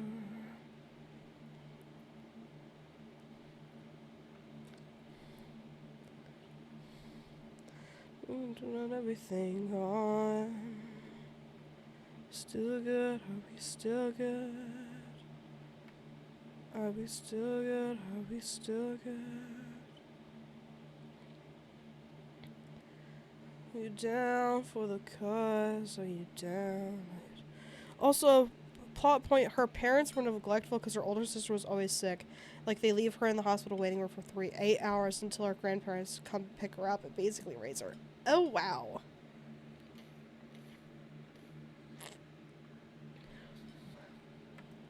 It's really sad. You still down?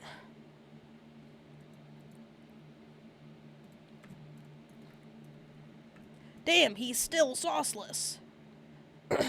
May I curse here? Yeah, go nuts. You're good. Baby, going over you. For you. You seen that shit for real? Huh? What do you mean? You may curse, but you may have to explain what you're saying to me. Sorry, brother. I'm a bit stupid. Oh, me! Me!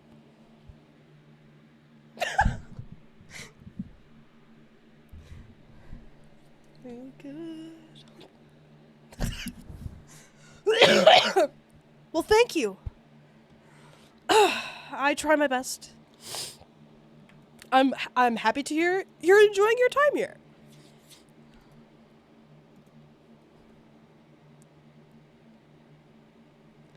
Okay.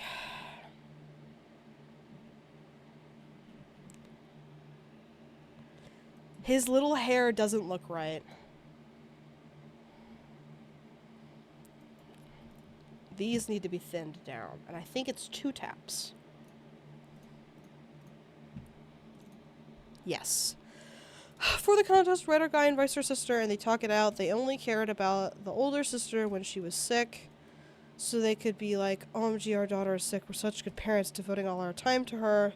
So they never really cared about her, only about looking good. Oh.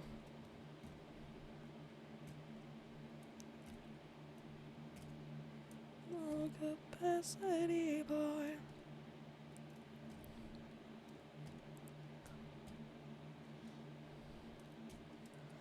Well, that's...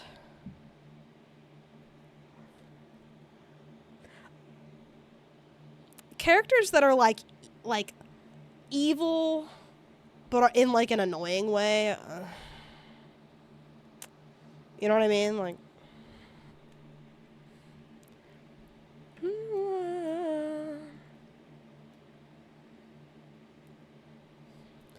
Do it to you. Okay. Chat. I need suggestions on how to add more sauce to this penguin. Where can I add little doodads? I've obviously done 2 of these, which feels a bit excessive. A cool hat. That is an option. I'm doing everything. I'm so fucking free. I'm doing everything. Shaking it all for me. A puffle. Oh, the transgender pin. So true. He's transgender. The highest honor I could bestow! I don't know.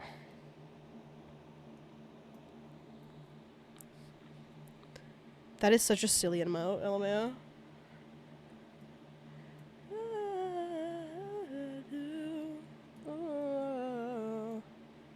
Oh, this could be salvageable.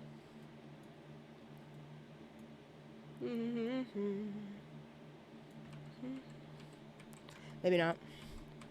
Because I don't like how pointy it is. Then, at the end, main character visited her sister, who's in the hospital for some reason. I think the book only has said she had a few months to live or something. What the fuck?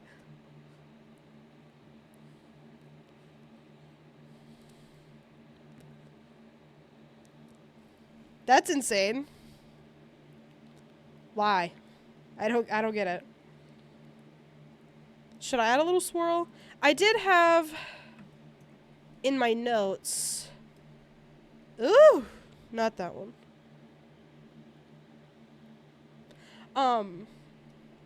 To add a little chest thing.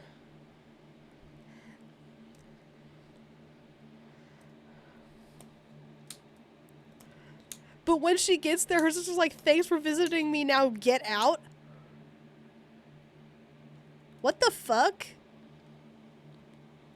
So why did we do all this, like, oh, it wasn't your sister's fault, it was the parents bad for being kind of assholes, and then the sister's like, fuck you. Hello? Relax, damn.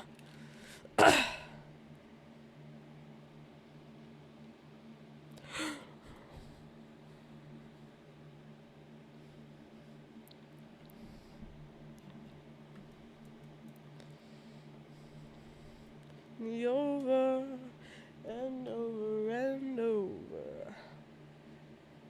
Feathered hat.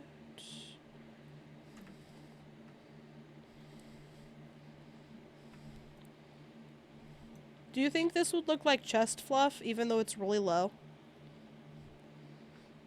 Where is your heart at? Nobody knows that.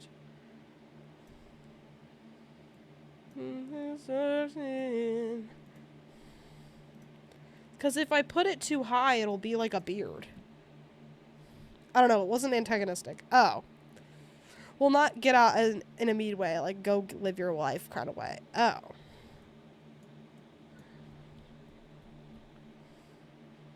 I guess that's better, but... Or I'd have to make it really small. And at that point, there's still no sauce. God damn. Oh! I know!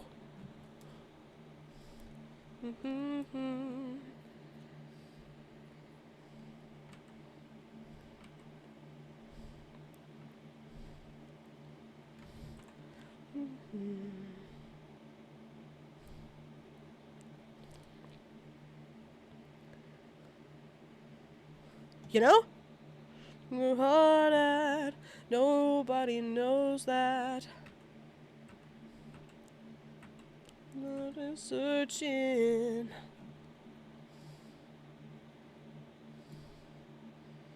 Breathing. The circus comes to town. Book ends. Also, other people in the contest, their problems will solved as well. Good. Hello? We're gonna try the swirl on the snout, but I don't feel confident in it.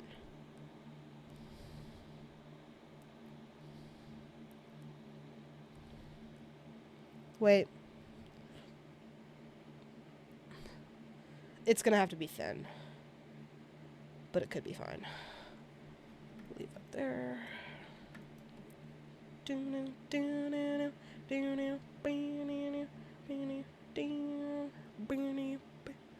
like, what was the point? It was going for a feel-good story, but everything was literally hinted at. Yeah. And there's definitely a difference between, like... I'd have to redo the white background as well. There's definitely a difference between, like, feel-good earned and feel-good... It's like...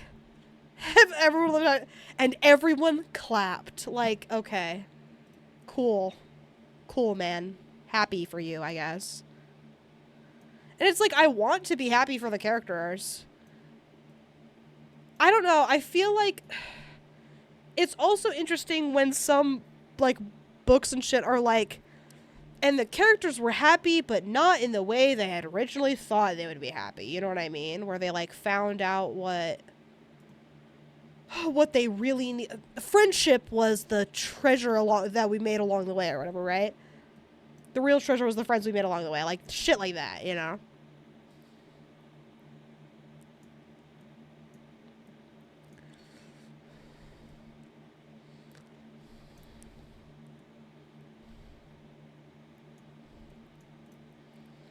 Alright, we will...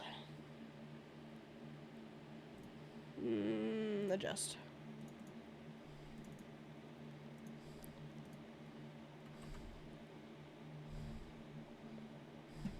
Give me tonight, 'cause my feeling is just so right.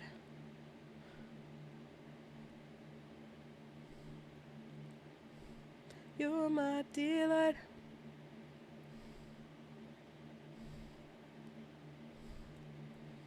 Out of my mind. For the first time. No, that is true. I can tell by the look in your eye.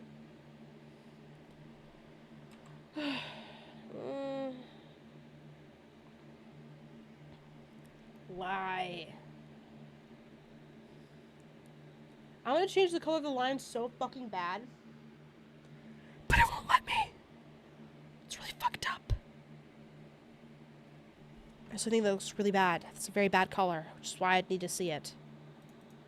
That's much better.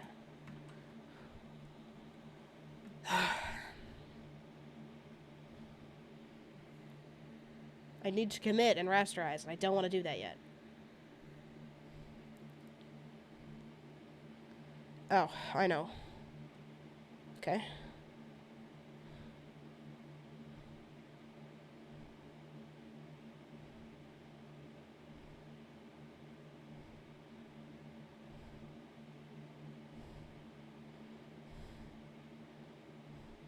Hear me tonight, 'cause my feeling is just so right. Is this even the right color? It is, but it looks different because of color theory. Damn it! Out of my mind. For the first time. Know that it's true, I can tell by the look in your eyes.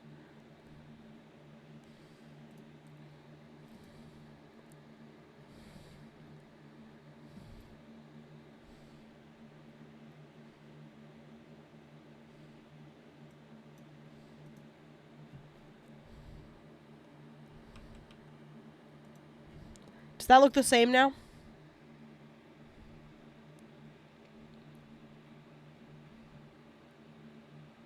Maybe it's a little more blue.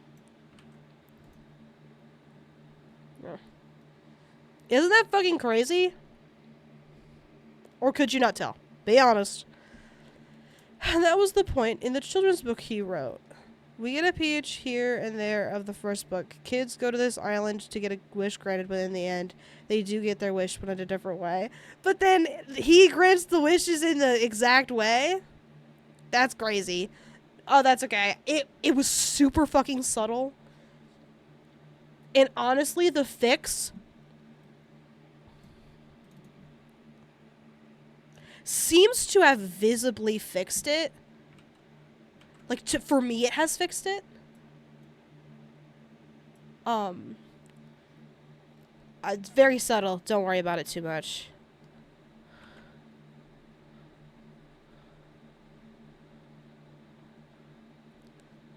But let's just say I'm really fucking good at color theory.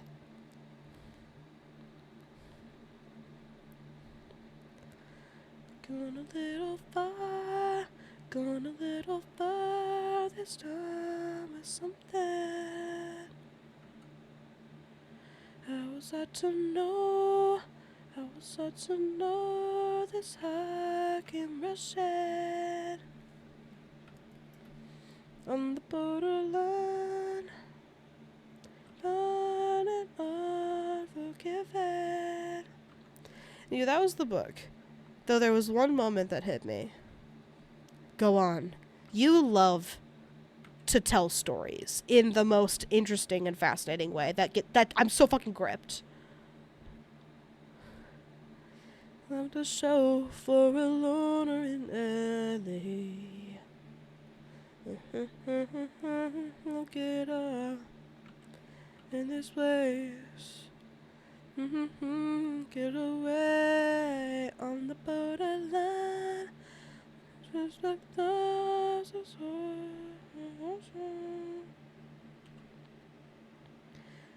at the time. Like a train.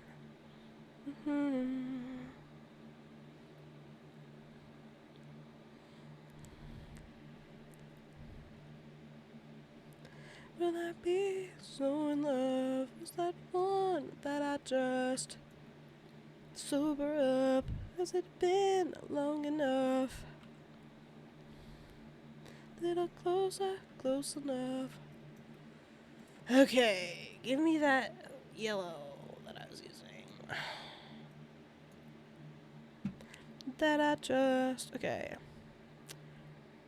Rasterize. Beautiful. Whoops. Close enough. Feels a bit much. No, not the color though. Okay. Now it feels too saturated. What the hell?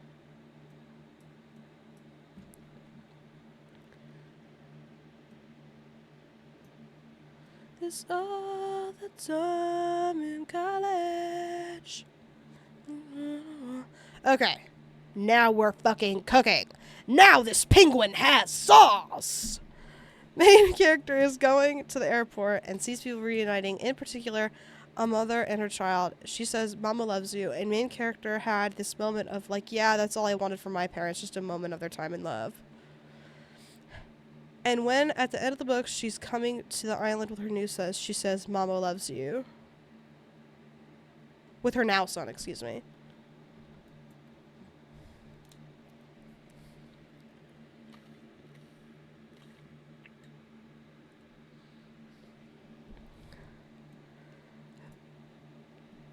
Which is a bit on the nose.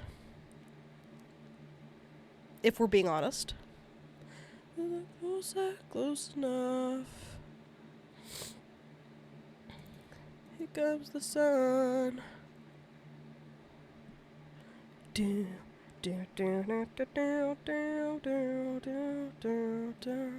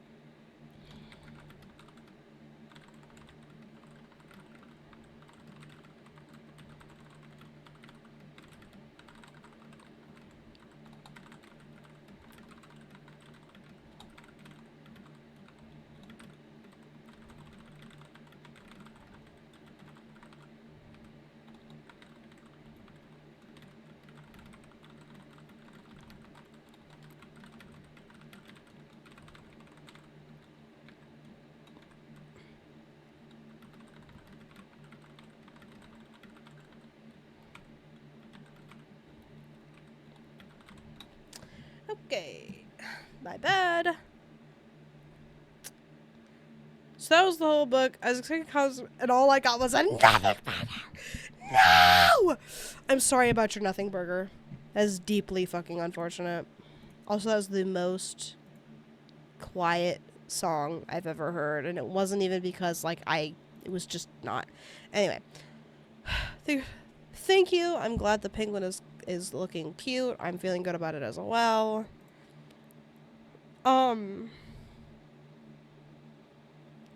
We just have the white background to redo, and then I could redo at the very least, it's a book that's off my shelf.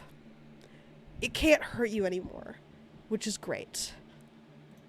But yeah, I am going to redo the white really quick, which is pretty easy and quick, so it's nothing to be concerned about.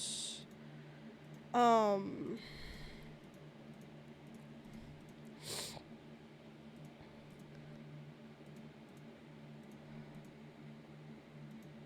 then expand.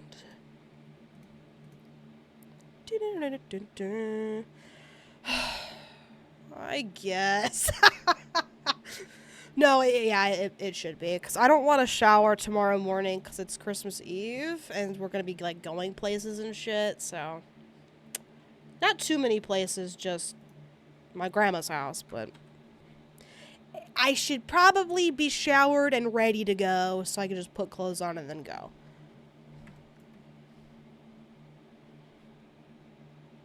Maybe I'll bring this stuff to work on while I'm gone. Away from my house.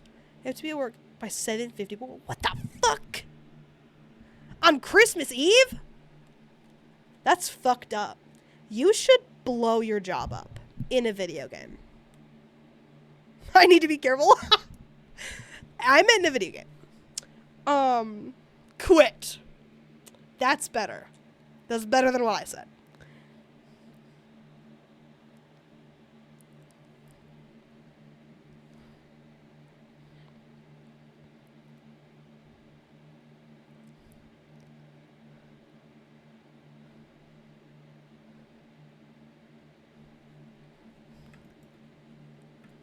Well, if you especially have to take a shower, blood pack is still on. Picking someone up to drop off for a home visit, but my coworker has to drop someone off for their day program, so I gotta be there.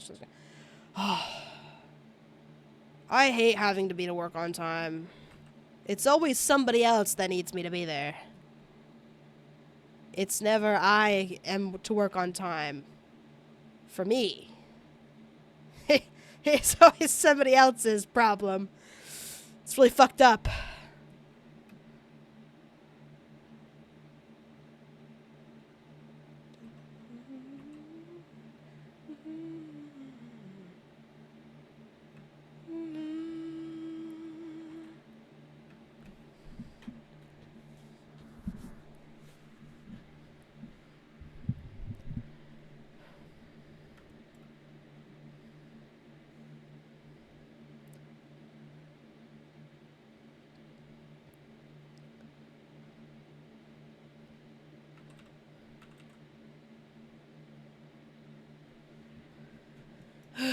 Okay, that's done.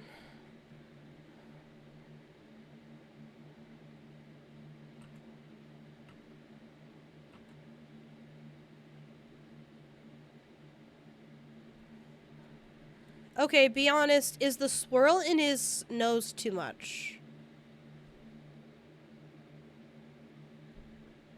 No, I think it's fine. It's not my favorite one, but that's fine.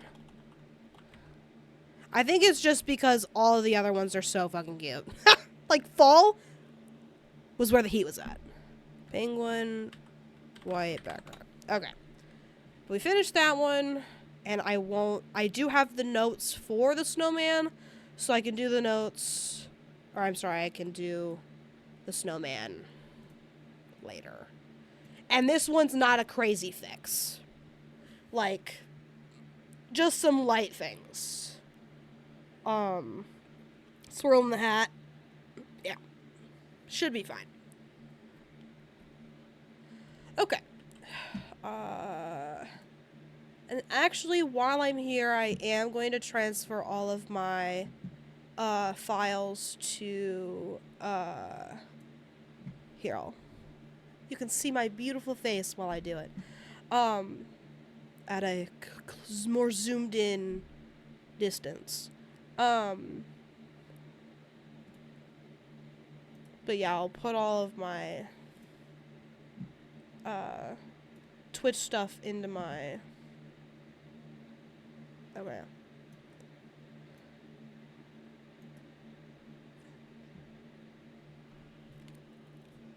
Is it just really quiet, or what the fuck is wrong with me? You'll be waiting for me. Okay. The voice keeps saying, "This is where I'm meant to be." Twitch graphics. I'll be there someday if I can be strong. I know every mile will be worth my while. Go most anywhere to feel like I belong. Okay, I'm gonna rename this to be working.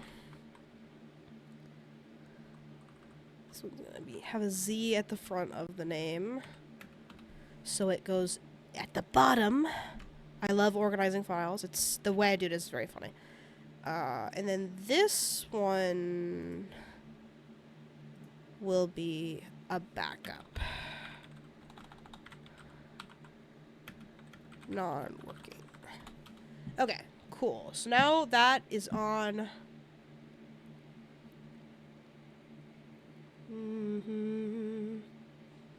That's on my hard drive now. So I'll take my hard drive with me to my grandma's house tomorrow. Hopefully get some of those done. I'm going to try and coerce everybody into leaving a little earlier in the day than we normally would, just because I fucking hate morning of Christmas Eve. We don't ever do anything. I'm sick of sitting around. I'm going to sit around at the place we normally sit around for Christmas Eve. Faster. I don't care how far. Somehow I'll be strong. I know every mile will be worth my while. I would go most anywhere to find where I belong. Okay, sorry. Love that song. Let's get the fuck out of here, shall we? Let's complete our blood pact and take that shower. I will see everybody not tomorrow, not Thursday, but hypothetically Friday, for blood pact.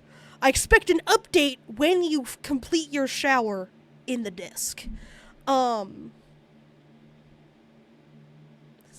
Hopefully, I'm not 100% sure, but crossing fingers because then we'll do Met Gala. But Christmas is always busy, so don't count on it, just in case. But yeah, see you when I see you. If not Friday, then Saturday. Godspeed out there.